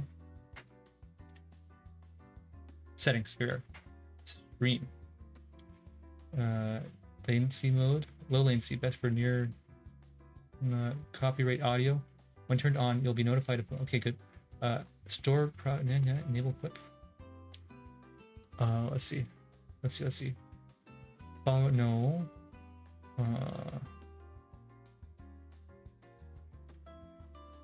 Click for every other permissions.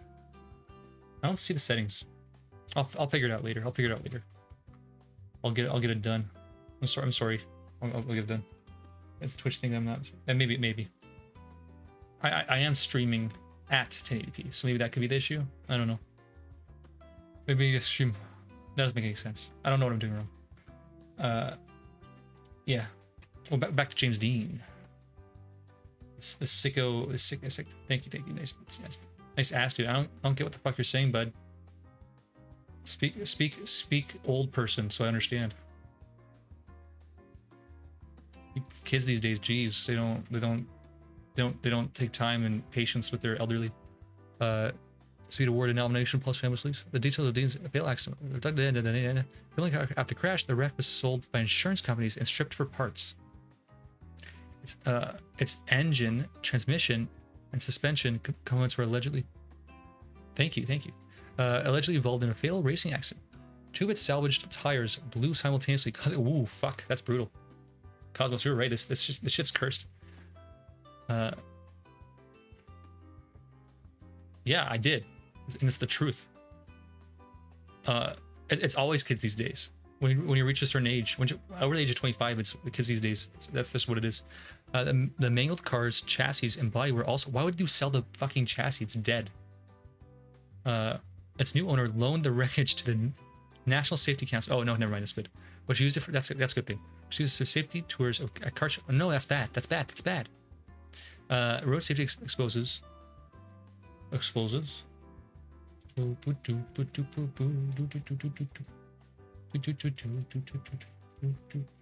Yeah, road safety exposes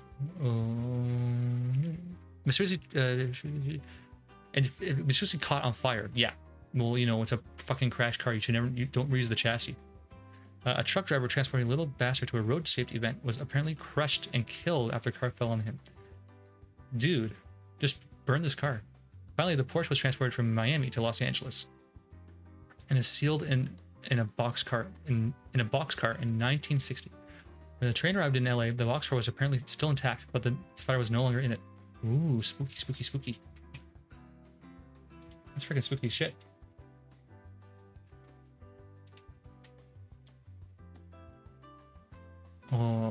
This is some spooky shit, Cosmos. The boxcar was apparently still intact, but the 50 spider was no longer in. The story was fabricated by. Some believe the story was fabricated by the car's owner, just desperate to keep the car's mystique alive. Either way, despite rewards for its discovery, the whereabouts of Little Bastard remains a mystery. Aww. Now you just had an interesting taste. Creepy children are the ones that are like they like torture animals and stuff. That's just that's being a psychopath. Psychopaths are like the creepy children. Being interested in mysteries, not creepy. That's good. It's adventure. If like if you like you were like torturing animals and shit for fun, that's a little creepy. That's bad. And I recommend seeing a psychologist or something because that could turn out bad, you know. I was talking. This isn't really not a good. I gotta save that story for later. But yeah, I talked to a real one. I have a pet. Yeah. I got a pet. He's a big old dog. A good old dog. He's a pupperino. He's like 40 kilogram. There was a kid in my grade who did that from kindergarten to. Ooh, yeah, you should watch out for that guy. That kid needs to stay away from that kid. He's not chill. I got a cat. Ooh, sick. What kind of cat? What kind of dog? I love dogs. I hope he is being carefully watched, is all I can say about that. I really hope he's being carefully. Like that's not good. that's like red flag central. Batman, what kind of dog? Tell me the dog. I don't care so much about the cat. That's not true. I like cats too, but like I'm more of a dog person. I care about both actually. I want to know both. I'm too stream of consciousness. It's too late in the night. It's almost my bedtime. It's too stream of consciousness. I'm my little brain hole. I'm a little pic. Yeah, sure. Go ahead. And then yeah, I'm gonna shove my eyes in the Discord to look at that. And then there's one kid who was in alternative school permanently because he had a list in. Ooh, that's scary. That's really freaking scary. Especially in America, where it's extra scary. Yeah. Hey, Batman, any list kids in where? There was another girl who had a list and was just in school normally. Yeah, and she graduated last year. Was she like normal though? Like would she just be like, I don't like this person, I don't like that person? Because like people make like kids make lists, you know. It's like this one's my friend. I hate this guy. I wish this one would burn in a car crash. La la la la la. Oh, what did I ask to respond to make that? You say God no. I don't even know what I asked. I don't remember what I asked. Like an offering list. Whoa, what? Like an offering to Satan? like a sacrifice list? What are you talking about? Oh, you think she had no? I'm not a doctor. I'm gonna keep my little mouth shut. I don't want to make any comments. Even after therapy. Oh, okay. That's yeah. This sounds like maybe a little psychotic break. a little bit of something clicked and snapped. This really sucks when that happens because like it really just ruins their life, and it just sucks for the whole family. Because like in one minute like they're happy and they're normal, and then the next minute they're just fucking done. Yeah, and one of my former friends dated her. Oh, that's nice. I hope they enjoyed themselves together. Oh, let me look at the dog. I forgot about your dog. I forgot that freaking dog. Oh, bro. Hell, that's an awesome dog. I love little scruffy dogs. Sick. Oh, dude. Oh, dude. I I'd fucking my hand would be all over that guy's head, like flopping his ears around, like a you know like a you know what I'm talking about, like with the ears, like like you're shaking the head like really fast, like the ears start flopping around. It makes like a helicopter noise. I'm no longer associated with that friends because she's definitely a character. Yeah, yeah. Hopefully, yeah. Hopefully she's continuing to get help. Is all I can see to that. You gotta watch out for you know, it's always good to make like a little mental note of these like people that are like that. Just make sure like oh yeah, I remember you. Let me not be alone with you. You know what I mean? Just like stay in groups. Yeah, because like there's like I remember I was having like a very interesting conversation with a man that's making want to spill some school tea. Yeah, dude, for sure. Yeah, Cosmos, like death. I love teenage drama. I think it's like not to like downplay, like because like at like during the time it's like very serious and whatever. But like as an adult, it's like the most hilarious shit I've ever like. It's like my most favorite thing is like listening to my little cousin just a yap about her stupid drama. It's not stupid. Again, it's not stupid at the time, but to me as an adult who's like has like a fully developed brain, well, that's arguable. If my personal being is developed to a normal degree, but like as a what I think is an adult, what probably is an adult, mentally potentially maybe, I find it very funny and enjoyable. But yeah, you gotta spill that tea now, Cosmos, because I want it. I want to know who's angry at who. I have no school. Are you homeschooled, Batman? Or are you just like a mountain guy? You're just in the mountains by yourself. Like a caveman type guy. Yeah, it's you, your dog, and your cat living free in the mountains of in India, the mountains, the Hindu mountain man. So one of my former friends, K, don't even put letters, like don't even let it be remotely tied to you, was kind of cool, but then she led my friend L on she let my friend L one for a year and a half, and now she ignores the friends group because her boyfriend and tries to get us to drink and smoke. I got you. Yeah. That's just it's kind of boring. So like that's just kind of normal. Like people like they want to do like adult shit like drink and smoke, but it's boring, honestly. It's more the people you're with, right? It's not like the substance abuse. Like if it's like your good friends, like you can still hang out, just like you don't drink and smoke with them, and like they should be like cool with it, And if they're not, if they're like trying to push you on it, like that's like a big no. Don't let them push you to drink and smoke. My house is in a very remote area, so homeschool is the only option we got. Oh, gotcha, Cosmo. Fuck, my brain. I'm still thinking about your druggy, smoky, drinking friend. Yeah, Batman. That freaking sucks. Do you get to hang out with people though? And there was once a fight in middle school. Ooh, well, this is good. Where a girl cracked her bully's skull against the wall. Oh my god, that's horrible. That's just the worst. Why is that happening? Okay, in the middle school where the girl is it like this? Don't tell me it's the same girl. Oh, epic. I love football. I love football. Football's one of my favorite sports. I have a this is kind of lame, but I have awards from when I was like a small child. Okay, good. You got a lot of crazy shit going on in there, Cosmos. your school is kind of nuts. It's popping off. I could think of like when I was in school, like what could I think of? What was it? Okay, so like there was one. It was just like normal fights. Like there's no like psychotic people, and like never got that far. Like people usually we just like kind of walk away when like, or like once they like hit the ground, we're like, okay, it's over, we're done.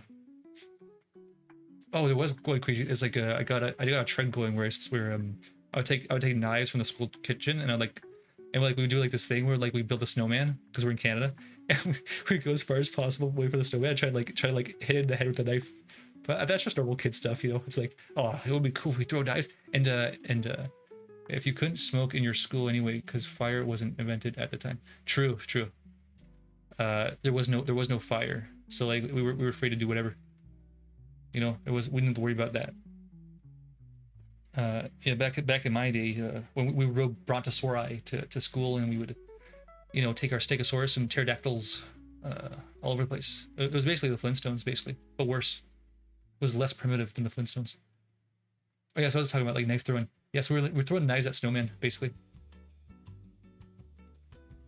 Last year during lunch, two girls at the table in front of me and my friend leaped at each other and started tossing food.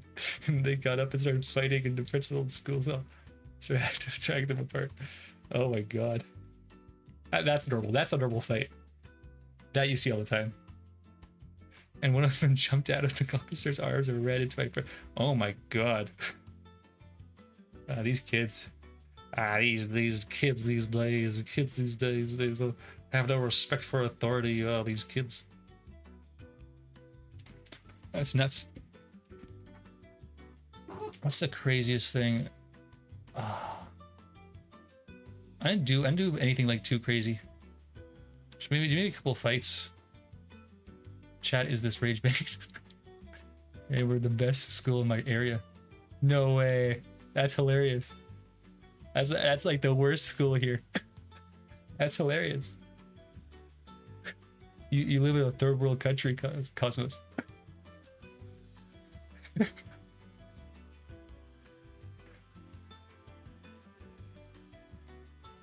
Buddy. Oh my god. Okay, is there like hopefully when it gets to university it won't be so bad. Or sorry, college. My brother used to sell weed out of his van in the parking lot. That's also, again, that's normal. Everybody sold weed. Like, well, I guess it's a little different here because it's a little more relaxed, and we got legalized way faster. So it was just like kind of like yeah, everybody's smoking weed, everybody's drinking.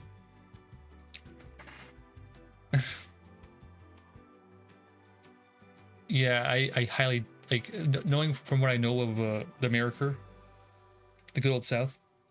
That is mild South there. There are elementary schools that are yeah, I believe that. There's yeah, Batman. There's like kids getting like not even teen like child pregnancies, and there's like guns and stuff and knives and like there's killings, like legit. Like it's not good. The U.S. is messed up, and they're trying to import guns here. Damn, I kind of want to be in school like that because I'm bored. Yeah, but then you die though, so it's not so fun. Yes, exactly. That's what I'm talking about. Like it's just insane. It's insane what happens. Yeah, that's pretty crazy. I thought we were just gonna talk. I thought we were just gonna read about James Cook, but no, we're getting the real tea. We're getting the real middle school drama. This is crazy. Anyways, let's see. Oh, now that. Okay, I can't. It's not funny. It's not funny, but I'm laughing. Oh my gosh, yeah, that's not. Yeah, she doesn't seem too good. Yeah, like legit. It's not really justice. It's just more like a like. There's no justice here. There's no justice. It's just everything's misery. I don't think she learned her lesson. Is what I'm getting at. Yeah, I believe. Yeah, makes sense. Hopefully things worked out for her and she stopped being crazy. Let's hope. Yeah. The girl that did beat her ass is actually pretty cool still. Nice. It's good to have cool strong friends. I remember there was well, my cousin was about to get, because we were the same age. My cousin was about to get into a fight with his friend. So he leaped at him, and like I cashed him out of the air I like that dance move, you know, where you like lift someone up in there. So I caught him out of there. Like I spun him around, and I was like, don't do it, don't do it. And everybody just like really like really enjoyed the whole catching thing, and then everybody just kind of left and stopped the fight. So it's always good to have like in this case it was me. In this case I was cool. I was the cool one for once. And we got to stop the thing. I think there's a girl in my grade who I'm pretty sure is pregnant. Yeah, not surprised. There's always, that's like pretty much every high school though. Every high school everywhere there's like usually a pregnant girl. Pretty normal. Even like in psych wards and stuff, like literally everywhere. Pregnant means pregnant. Pregante. Yeah, you don't have to worry about that, Batman. And hopefully you'll never have to worry about that. Because you'll be out of high school by the time that happens. Ugh. And you'll be in university in New Delhi, and you'll get to enjoy the sights. You get to enjoy the sights of New Delhi. There's some better places in India though. There's some epic places in India. Fuck, I wish I could remember names. Maharashtra. I think, is this it? I can't remember shit. I'd rather jump off the Himalayas. Yeah. Where is it where all the call centers are? Is it? I think it's Uttarakhand, right? That's where all the call centers are. There's Delhi. Hey Delhi. Hi. Hello. Hello. Where is it? No, it's Hamshalpur. No, maybe it's Hamshalpur. Yeah. Okay. Well, you're useless, Batman. You're useless. And there was one fight where two boys had to hold down some girls to stop a fight. All the teachers just watched. Yeah. See, the thing about being a teacher. The thing about being a teacher is you have to be careful because if you accidentally like mess with a student or touch a student the wrong way, you get in serious shit. Like it is not like how it used to be. My cousin's my other cousin, I did not catch, is a teacher, and she's like has to like, well, she's not a teacher anymore because like the rules were pretty crazy. Like basically you have to like kind of let kids fight now, which is kind of standard. You can't touch kids. No, because they'll get in trouble. Legit, they'll get in trouble. Like if they like acting like the parents or the kids spin it on the teacher, you're fucked. So like they don't want to risk the liability. Yeah, like legit, like it's dangerous. You don't want to be it's not good. It's not. So in Canada, it's a really like well-paying profession to be a teacher. Like they're paid really well. Like they're paid more than engineers, if that makes sense. Like they're paid quite a bit, but it is a dangerous job, and you have to deal with hormonal crazy kids.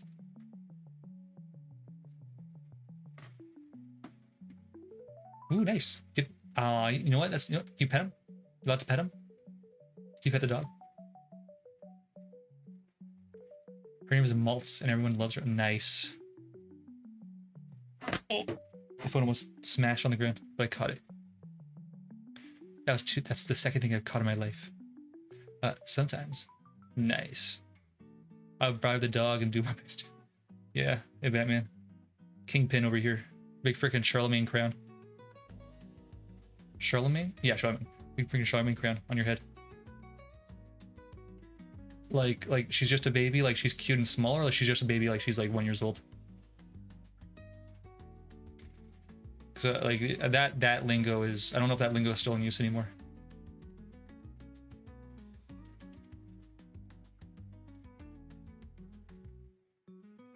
Oh, Bhutan. Is that where the explosion was? Yeah, so probably like 1 year old or something. Yeah, puppies are nuts. I love puppies. I do and I don't, you know. I prefer older dogs, but when they're puppies, like they're just so full of love. They're ready to play with you. Oh, I love puppies. Okay, okay. Batman, where's a good place in India? Like you, I'm sure you've visited some places. Like, what's like a nice place here? We can't be too racist. You gotta give us something good. They assigned us a new dog because the old dog, drug dog, Ruckus, returned. Returned. Retired. Okay. I was like, whoa. Like returned, like from the did like a whole like 7 sisters. I haven't visited any places in India. 7 sisters. Okay. Batman, you're just like in the middle of nowhere. I'm sorry. We gotta get you out of there. Yeah. Where's it? Where are you? Let's just search it up. We could do that. The technology. I forgot it because I'm so old. I forgot that technology existed. 7 sisters.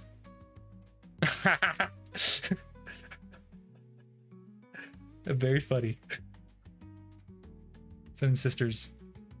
Uh-oh. That's not where I want to be. Unk. Yeah. Yeah, I know. I'm gonna, even with other streamers, when I talk to other streamers, I'm still like boomer. I'm still got boomer energy. India maps? No, I don't trust that because I don't know what that is. Remember, I'm not from India, so I don't trust. I'm racist. Remember, I don't trust other things. Go to India's map. Okay, map. Oh, fuck. Okay. Map of India. 7 sisters.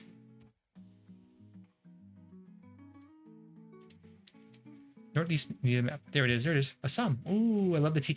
I love the fucking tea in Assam. Oh my god. Dude. You get tea? Yeah, hey there. 1, 2, 3, 4, 5, 6, 7. Hey, yeah. Dude, I love Assam. I love Assam. Okay, wait, what are you talking about? Oh, in elementary school, I watched a kid slip and break an elbow. That's Cosmos. That's low drama. You gave us all the juicy fruit, juicy, awesome drama, but now you're giving us like boring stuff now. Yeah, you're living in paradise, but like there's nobody there to enjoy it with. Oh no, there's your football mates. Oh yeah, what happened? Oh, was it like gnarly? Yeah, you are. You legit, like you just say like you're homeschooled and like you only get to play soccer. That sucks. Oh, gross.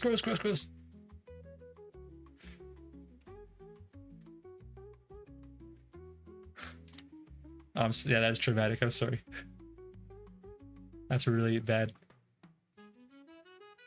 Yeah, like legit. Like we don't. I don't mince words here, no. You know.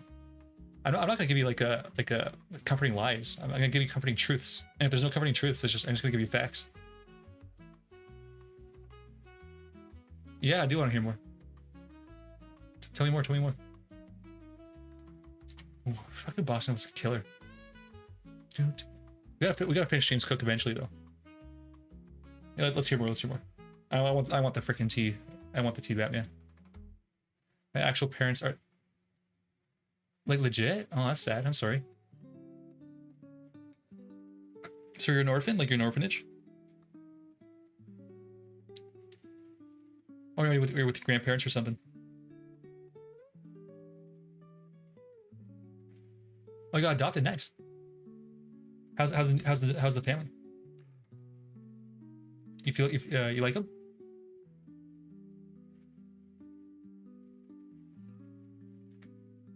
Are they cool people? They have complicated, but that's the easiest way to put it. Yeah, you don't have to overcomplicate it if you don't want to.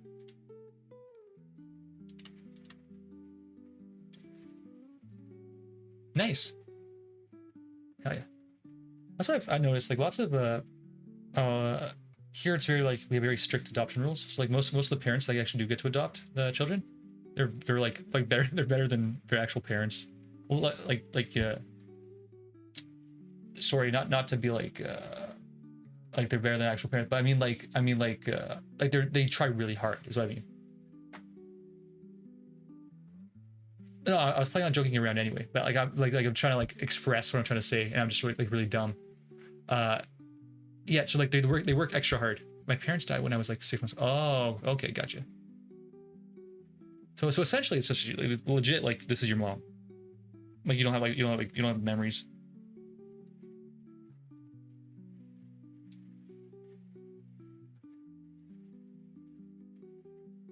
Yeah, I really fucking hate when like streamers and like YouTube person or whatever the fuck they give like they just like to feed into lies and shit.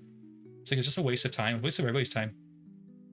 You know, it's just like just tell the truth and be legit, because then like because you get through all the bullshit and things go faster. It's really annoying.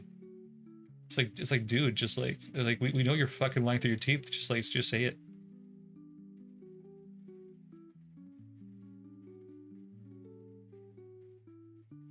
Yeah.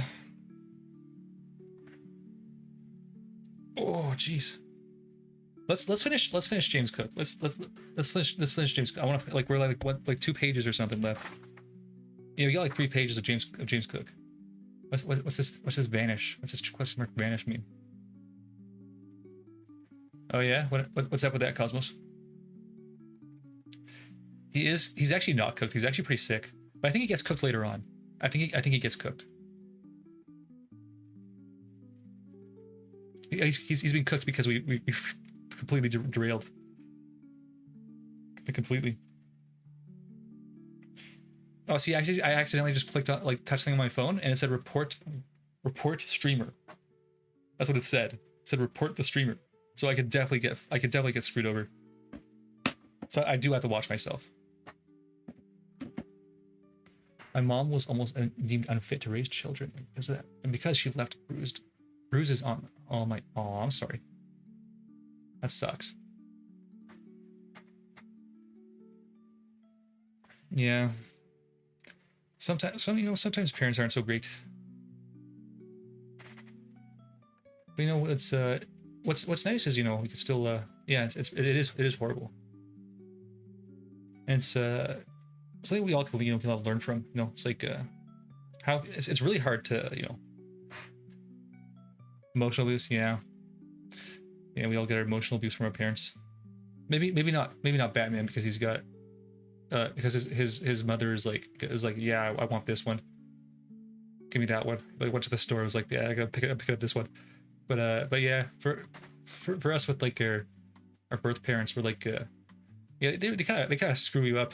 They're like hey, I remember like 20 years ago when you wanted to do something, and you're like, and I was like, no, you can't do that, you can't express yourself. And I was like, oh, I feel bad about that. I should let you do stuff. And I'm like, oh yeah, you should have. Yeah. Remember when you locked me in the basement for like 6 hours? Remember that? And she's like, no, I don't. Oh yeah, well, everybody else does. She used to tell me I wasn't abused if I didn't leave yeah, that's not good. It's not good. I think I understand the CPS stuff. It makes my blood boil when I see there was, I remember I was in the airport, and I saw this I think it was the grandmother just pull this kid's arm. And I was like fuming. I was like I was like ready to run up there and be like, oh, you fucking. And also threatened me with the fact that our state only requires you to feed your children with bread. And what the fuck, bro? That's brutal shit. Your brother's evil. But at least she's getting a little better. But still, bro, that's horrible. I'm sorry you have to deal with that. And I'm happy you have your father and your stepmother too. You have a good support system. It's not the traumas that define us. It's how we go through them. They're out as soon as she stopped getting child's. Oh fuck. Damn. Yeah, that's cruel as shit. How's your brother doing now? Is he good?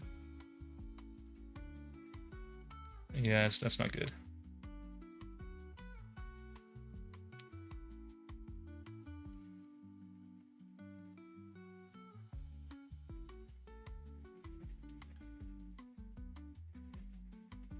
Yeah, that's stunning. Like, are you stunned me?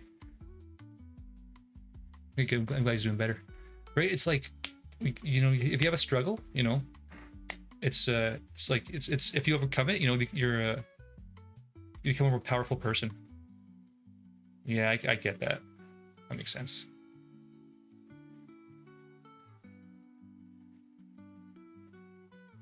It's not a life I'd wish upon somebody. I'm sorry you have to go through that.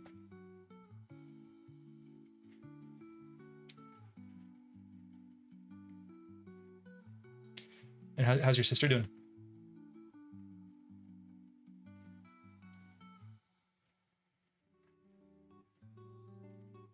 I know I had a friend who had her who's oh, are you able to go hang out with her? Like, can you go visit your sister or not? Stuff? Or is like is that not like a thing?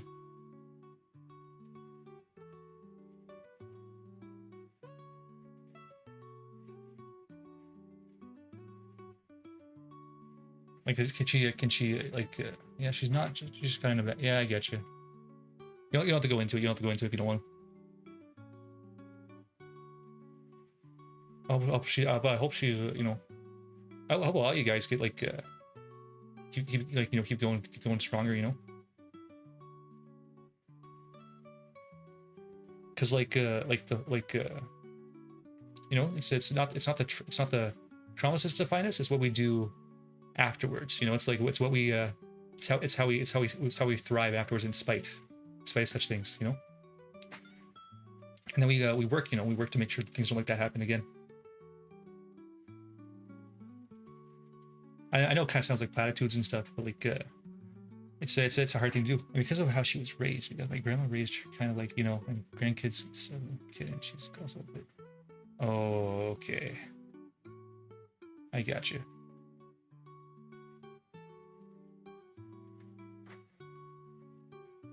There's ways to work on that, you know. There's school, like, oh, actually I don't know about your state though. I don't know how it works in your state.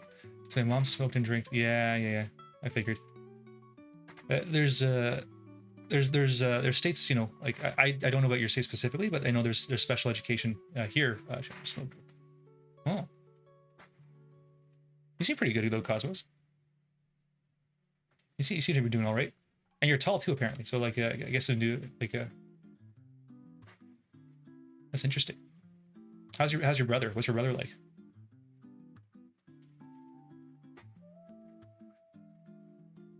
Here, let's like I know there's like severe crazy. This is actually not, I was about to look up something horrible. Jesus Christ! I was about to show pictures of deformities from smoking and drinking on the Twitch. That would have been a horrible idea. Oh my god. Shit. Okay. Yeah. How's your brother? Like your brother's fine, right? He's just stupid like me. He's pretty good. He's got severe. Yeah, he's stupid like me. Yeah, nice. I don't think my mother smoked. I think it's just bad genes. For me, it's just bad genes. I'll ask her.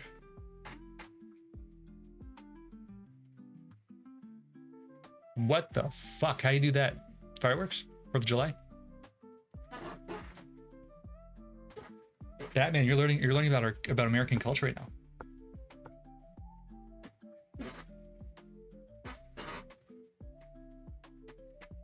That feels like a 4th of July thing. I know lots of people blew their shit off. Played with fireworks while he was, yeah. See, Batman, this is why you don't drink. If you don't drink and play with pyrotechnics. You don't touch vehicles. You don't touch guns. Anything that could cause a little bit. You don't touch a stove. I will not touch a stove if I'm drinking. I will not cook.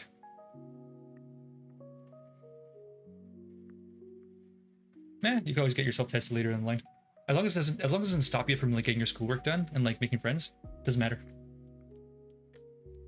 I know. There's a I have one friend who I know for sure is autistic.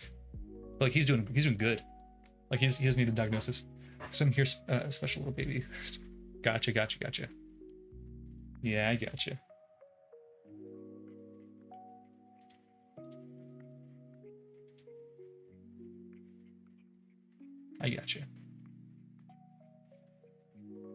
Do you think that I'm pretty sure. Do you think the diagnosis would help you with when you go to a university? So I know like there might be some accommodations. Like if you struggle with time constraints for tests, or if you need to do what's it called? If you need like quiet spaces, like they'll give you that if you have a diagnosis. Yeah, so like you could ask your stepfather and your father and stepmother to help you with that, because like you could self-advocate, right? You don't as you just need one legal guardian to sign off. Yeah, well that's here in this province, in my province, you just need one legal guardian to sign off. And you could also, if neither are willing, your family doctor can also sign off. Like there's always ways to there's always ways to like to get what you need, right? Don't feel never feel defeat, because they're like we do not live in like a binary society where things are like black and white, and like there's like we live in a very complex world that like there's lots of different ways to get things done. I would just need time extensions for math because I have a hard time. You can also just ask for time extensions. Don't be afraid to ask for time extensions. Sometimes they'll just give it to you. Like if the teacher's like not even nice, but just like normal, like a borderline, just like mid, it's like a mid teacher, they'll probably just give it to you. Really, yeah. Like do not be afraid to self-advocate. Do not be afraid to express what you need to like your doctor, or to like the dean of your school. Like, do not be afraid. Ah, okay. What about the principal and stuff?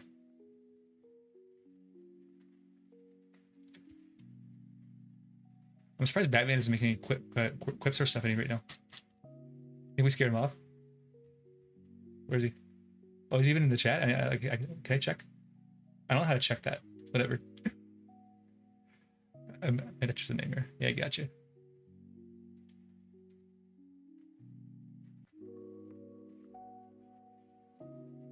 Damn. That's annoying.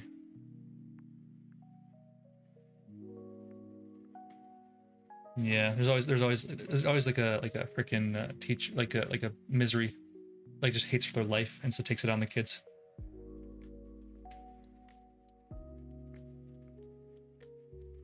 Life goes on, and we adapt and we overcome. Semper Fi. Is that what it is? Semper Fi? I think it's Semper Fi. Yeah, we like again, right? There's always ways, and there's always ways to get through. It may not be the second, it may not be this particular math teacher, but there's always the future, and there's always new avenues. I'm sure you did good. You'll get your score back, and it could also do you could also take a makeup class. Like you could do during the summer, you could do summer school. So you could do like an extra course, just in like if you feel like it wasn't good enough. Or you could do afternoon classes too. Like there's always like there's always little things you could do. Don't be afraid to like don't feel it's the end of the world if like you get like the low score. Like you could fix it.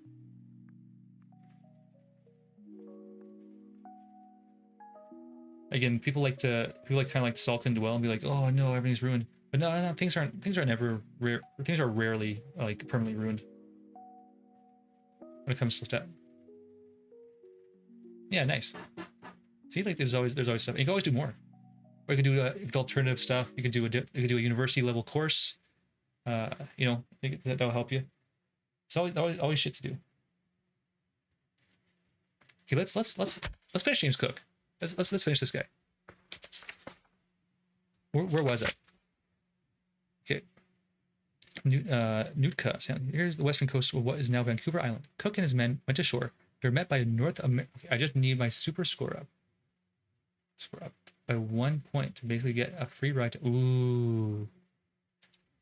How much time do you have before that's like concrete, you know? That's set in stone.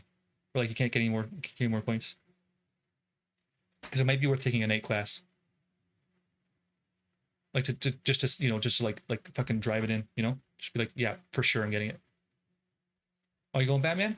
Where you heading off? Where you heading? Hope you have fun today. Or go to bed. I don't know what you're doing. Yeah, do it. Definitely do it. If it's just like, maybe I'll get, maybe I'll not. Make sure it's concrete. Get it done. I'll see you later. Yeah, I'll see you later. You know, have a good one, Batman. Be chill. Enjoy your time. You know. But I also need to take the SAT again. I don't know because I'm not American. I don't know which one's better to do.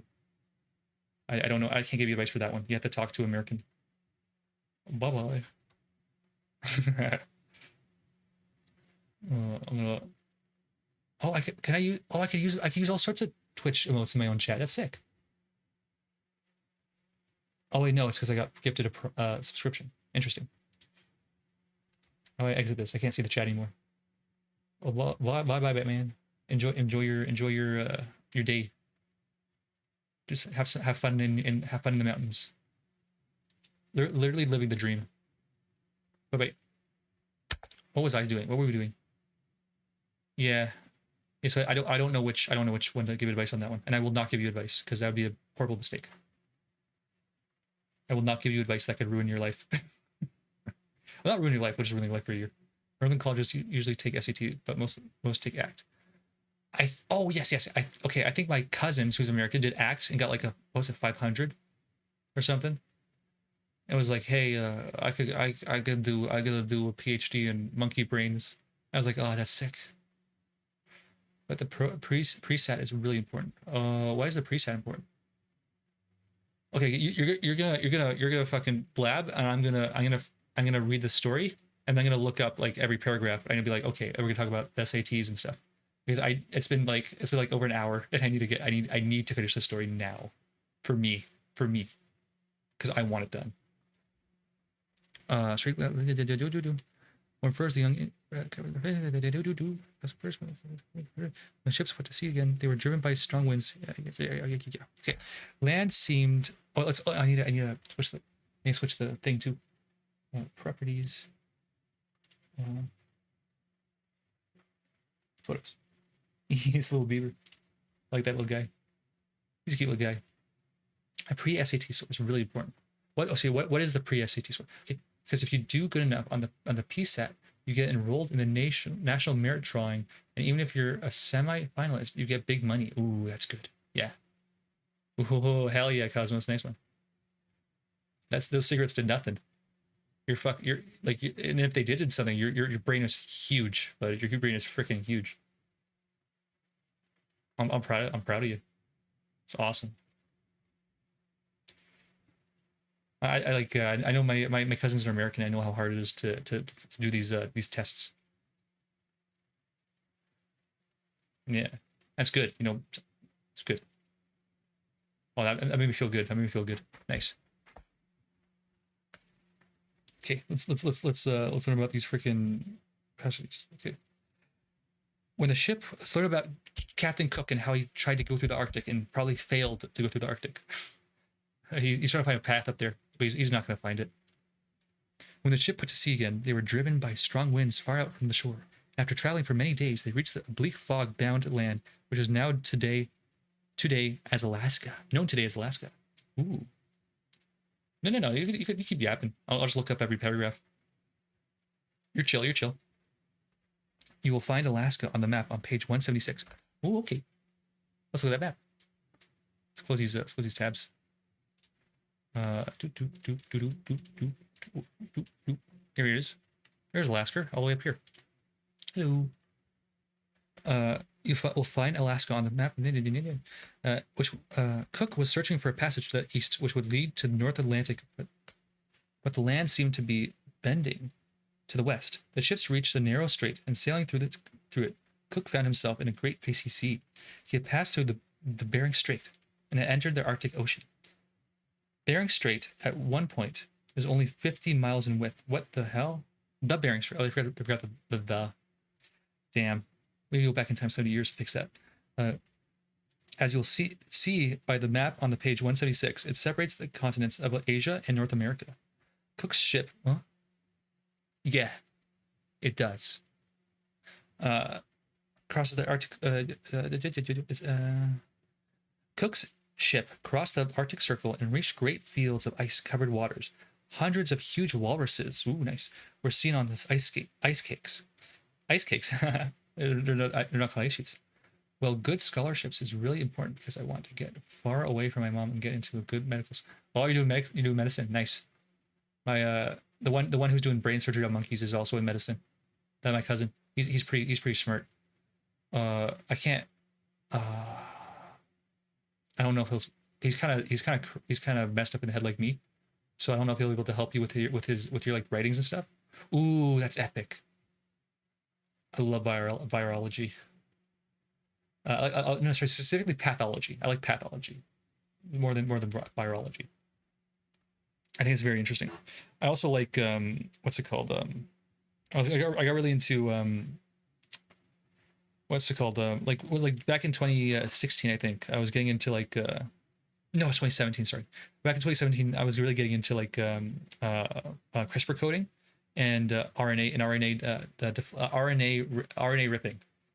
So like it's a really interesting. What the fuck was I talking about? Like it's really interesting what they're able to do now with the virus detection, like with the protein detection, like trying to fit trying to fit like these very like complex shapes. Ooh, yeah, that'd be cool. I like prions are like fucked up in my like I don't know how they work. Like prions like they make sense to me. Like I'm dumb. It's like I don't get them. Maybe because I have prions, but like that's besides the point. Yeah, they're pretty crazy. If you could cure prions and rabies, like bro, well not rabies, specifically like because rabies is not a big deal, but prions, if you could cure that, that's epic. Like you'll save the meat industry. It'd be epic. And some were killed and cooked. The sailors found the what? Oh yeah, because they're killing walruses. The sailors found the flesh rather tough, but at least it provided the crew with fresh meat. The natives of this land, which was close to the Arctic Circle, were in dress and in speech like the were in dress and in speech like the Eskimo people, which we call Inuit now. Do not call them Eskimos. That is a bad term. It's Inuit.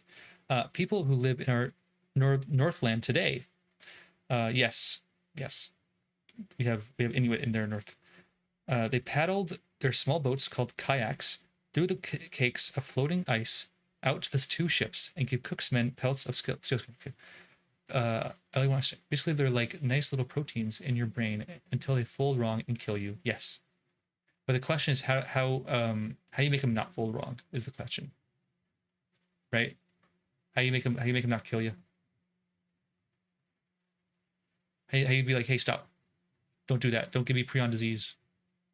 That's a big no. Oh, there's also there's a big thing called folding at home that we're doing. I know it was big during COVID. And you like they solved like what was it for? It was for like was it AIDS? I don't remember. It was a long time ago. I don't remember shit. I'm not a biologist anymore. I don't remember anything. What a waste of education. Yeah, that's the one thing is you don't want to waste your education. Make sure your pre-med's good. You have to do pre-med if you get a scholarship. I don't know. That's American. I don't know. Make sure your pre-med. Make sure your pre-med's focused. Like focused in. You know. Specifically, I would do biochem. I love biochem. If you want to work with proteins, because that's like the base, right? I'm sure you know. I'm sure you know more than me right now. Again, I don't remember shit. I'm giving you trash advice. Just roll it up and throw in the trash. It's useless. Cook continued his search for a passage to the east. We found that masses of ice held the vessel back. Winter was approaching, and he decided not to risk the lives of his men in these dangerous waters. In the winter months, it'd be impossible to sail in the frozen Arctic. So Cook turned his ship south and sailed back to the Sandwich Islands. Yummy. The Sandwich Islands is Hawaii. Just so you know, it's this little volcano there. At the islands, Cook and his officers spent their time making plans to set out in the spring and try once again to find the passage from the Pacific to the Atlantic. Cook's sailors spent their time repairing the ships and exploring the island. Idle men often get into trouble, and many complaints reached Cook's ears about the conduct of his men. A Hawaiian chief angrily reported that the English sailors had cut down trees near the sacred burying grounds of his people. Another chief told him that some of the sailors had kidnapped native women. Yeah, here we go. Here we go into the rape and pillaging.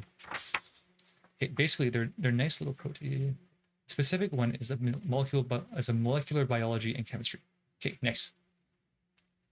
Molecular biology and chemistry. Yeah. I would also do anatomy for fun because then you could sect your chicken, like your meat at the table, like and like be like, oh, this is this muscle, this is that muscle, this is this tendon. It's really funny when you're at the kitchen table and you're eating like chicken wings. Like, oh, this is the ulna and this is the metatarsal, blah blah blah blah blah. Yeah, women taken aboard, women and children aboard the English ships. I wonder what for. And we also recovered reports from the sailors that the Hawaiians continually stole guns, knives, and other things made of metal from the English ships. Wow, they really loved each other, these guys. When he heard that the Hawaiians had stolen a small boat, he decided to go ashore and settle once and for all the trouble between his men and the natives. He knew that there were faults on both sides. When Cook reached the shore, he found the natives were in an ugly mood. As he walked forward to the chief, towards to talk to them, an English sailor foolishly fired, oh, dumbass, at a native chief. Cook turned to signal to his men to stop shooting. A dagger was plunged into his back.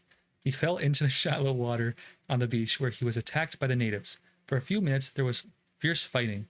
When it was over, Cook lay dead on the sand. On February 14th, 1779, the body of Captain James Cook was taken aboard his ship, the Resolution, and the ship put out to sea. There his body was committed to the deep with all the decency in our power and the usual ceremony. And there, please do not take ivermectin. Okay, biology. The specific one is like a biology, because my stepfather will go off on. Okay, gotcha. Those ivermectin. Please do not take ivermectin. It's a horse dewormer. It's not actually low dose ivermectin is used for something in humans. I can't remember exactly, but you do not. I agreed. Do not buy off the shelf ivermectin. Do not ask your doctor for ivermectin. Your doctor will prescribe you what they need to prescribe you. I think there's been actually a little bit of an overblown of this. Like they've been like overly scared about ivermectin. It's really like. It's the only reason why it's like now seen as like a anti-parasites, but it can also be used, it can be used as other stuff in the, it won't be used like do not use it for viruses, but it can kill, it's like ozone. Ozone can kill like ozone's better actually killing everything, but it'll kill literally everything. It'll kill you.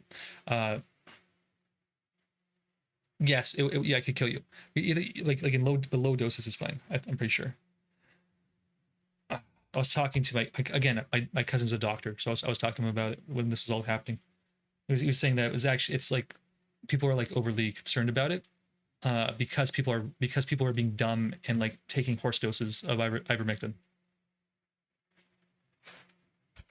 Again, I'm not a doctor. I'm not giving medical advice. Do not take ivermectin. Talk to your doctor.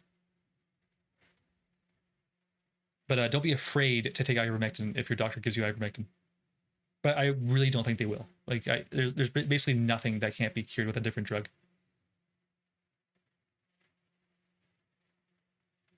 Yeah, like legit, the dose makes the poison. But yeah, again, like I'm pretty sure there's other drugs like you don't need to use ivermectin.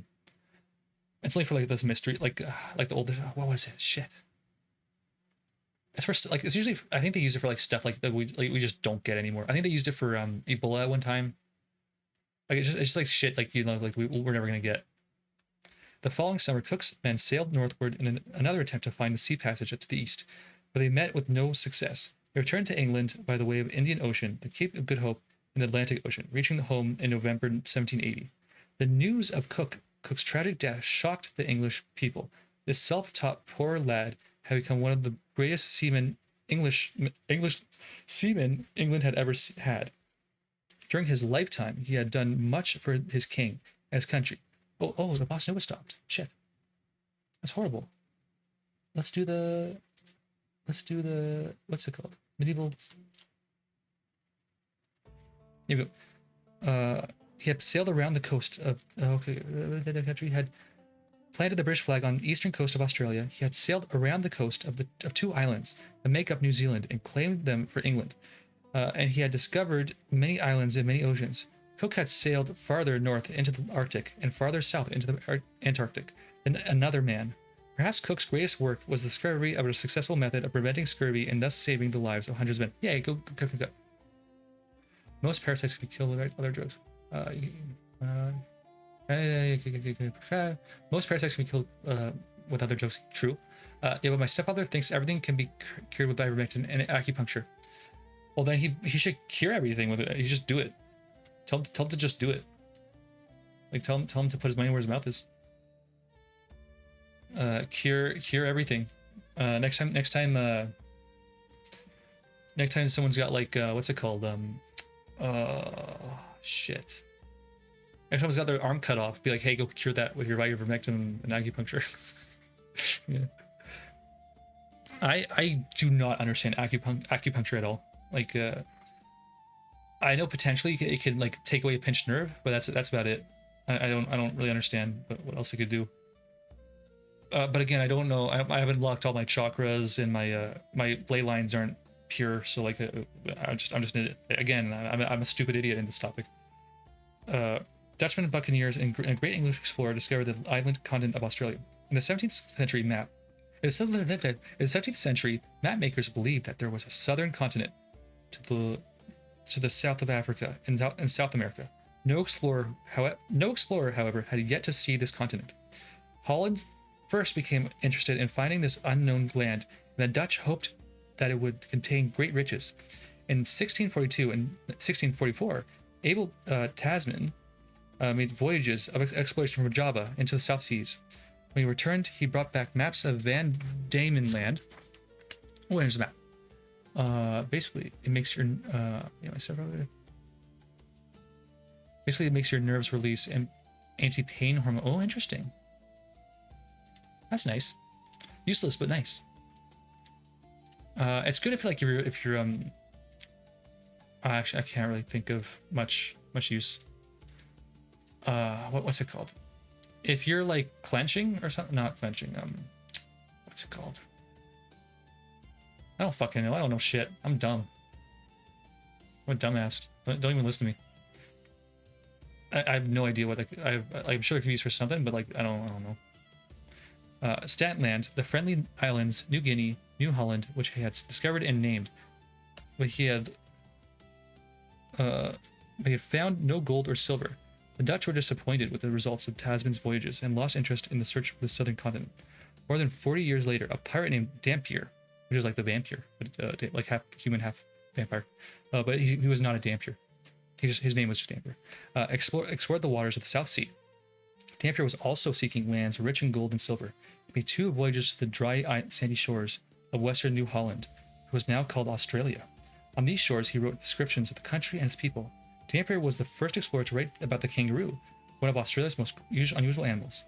Captain James Cook, who we learned about today, was one of the greatest of English explorers. From the year 1769 till the end of his life, James Cook gave his whole time to exploring unknown regions in the South Seas and in the Pacific Ocean. It was Cook who discovered the rich eastern coast of Australia and the Great Barrier Reef. On his charts, he showed that New Guinea was an island and that it was not joined to Australia. He sailed into the dangerous ice fields of Antarctica, the Antarctic, not Antarctica, Antarctic, searching for another. Are they the same thing? They're the same thing. I don't know why I correct myself. Searching for another continent, which many people believed lay to the south. On another voyage, he sailed into the Pacific and northward along the coast of North America through Bering Strait. Why is it called Bering Strait? And into the Arctic. He was seeking a water passage from the Pacific to Atlantic. On his many voyages of discovery, Cook learned how to prevent scurvy among his sailors. This discovery was of great help to later explorers. Well, okay, and that's the end. Now we have the adventures for the young explorer. What was the Dutch? What was the Dutch governors of Java? I don't remember this. What was the Dutch governor of Java disappointed with Tasman after he returned from his 2 voyages? No gold, I think. He has no gold. Tasman discovered that Tonga Island in the South Sea. Why did he rename them the Friendly? Because everybody was just chill. Tonga's chill. It's like Hawaii, but better. It's actually not. I take it back. But everybody's chilling in Tonga. What happened to many of the English pirates in the? Oh, there's a show called Summer Heights High, and one of the characters is from Tonga, and they keep on threatening to send him back to Tonga. It's an old show. It's very funny. I don't know if it still holds up to today's standards, but I remember laughing really hard. The West Indies after Henry Morgan was what happened to many of the English pirates in the West Indies after Henry Morgan was knighted in London, England, and returned? Oh yeah, so Henry Morgan was hanging around the Caribbean, and he was loved so much by England that they made him a governor. And then as soon as he was made a governor, he kicked out all the pirates, and they had to go like onto the western side of South America. He's like, hey, you guys fuck off, and they all went to Australia. It's really funny, and they basically settled Australia. On the voyage of exploration, William Dampier visited the west coast of New Holland, which is now called Australia. Describe the appearance and the homes of the people who he met there. How did these people get their food? Dampier was he just said they're horrible people. He just said like they were dumb and they picked up fish, but like I feel like he was just a bitter little old man who hated his life. On what interesting event in the story of Robinson Crusoe? On what interesting event is the story of Robinson Crusoe based? I think it's the guy who was shipwrecked on the island. Maybe that's Gulliver's Travels. I don't remember. On his first voyage to the South Seas, Cook's ship was nearly wrecked. What was the cause of this accident? It was the coral reef, Great Barrier Reef. The good old Great Barrier Reef. Where on the Sandwich or Hawaiian Islands? What does that mean? Where on the Sandwich or Hawaiian Islands? To what country do they belong to? Oh, where are they? Oh, they're in Hawaii. They're right over. They're over here. Right over there. But like go down. They're right here. That's where they are, and they belong to America right now.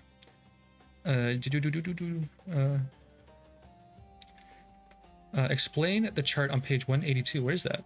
I don't think I have a picture of that. Oh, it's this. Yeah. How did Cook manage to keep the sailors in good health? Oh no, that's not it. Oh yeah, he just prevented scurvy by he made them clean themselves, which does not prevent scurvy, but he gave them like dried fruits and stuff, which does prevent. He gives them vitamin C, prevents scurvy. But the cleaning also is nice. He made them take baths once a week, which is crazy for sailors. Working together. An enterprise might be planned on the topic of native people whom Captain Cook met. These might include the black. But we can answer the black. Oh no, that's fine. Black fellows of Australia, which are not black. The Maoris of New Zealand, the people of Tahiti, the Hawaiians, and the Indians of Nootka Sound. The class might first discuss the form which this is from the 1950s, by the way. This is not from modern day. First discuss the form which this enterprise should take. They might plan to paint a number of murals of the different peoples. That's interesting. I don't think they would do that now. I don't think they would allow you to do that. After the class is divided into groups, the groups will probably need to spend some time gathering information about what these people looked like and how they lived. That would be an interesting thing to do. The chairman of each group will report from time to time on the progress of which his group has made. Suggestions by the pupils and the teachers might be made when these reports are given if any of the plans are not proceeding smoothly. When the groups set to work on their murals, they may require some time to carry out the enterprise.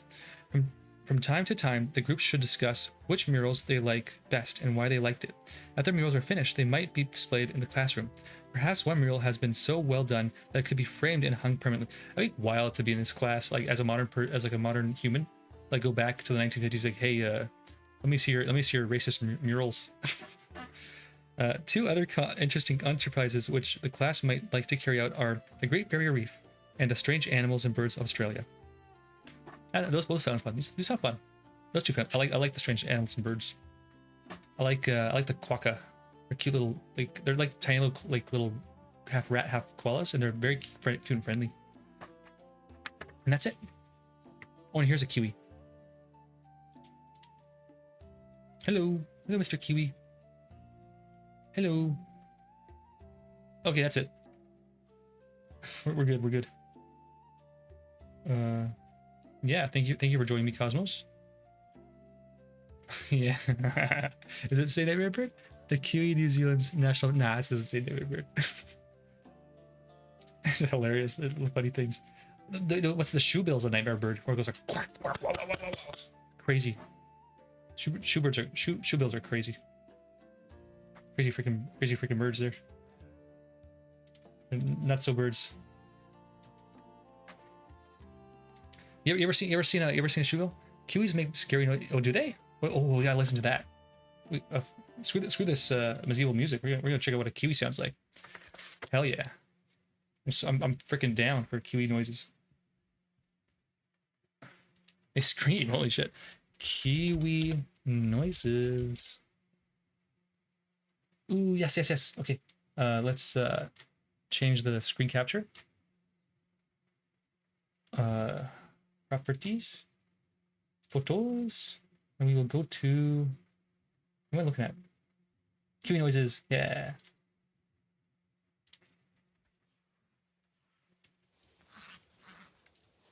Oh. Bro, these are crazy. They do sound a little like foxes. Or like, to stay on topic, like Tasmanian devils. Oh, have you ever heard of Tasmanian devil? Oh, shit. That's not a fox. Cosmos, that's not a fox. That's nuts. Buddy, that's nuts.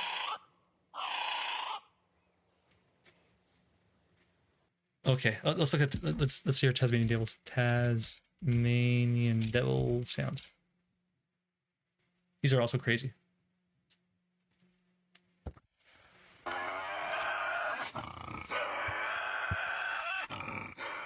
Are these nuts?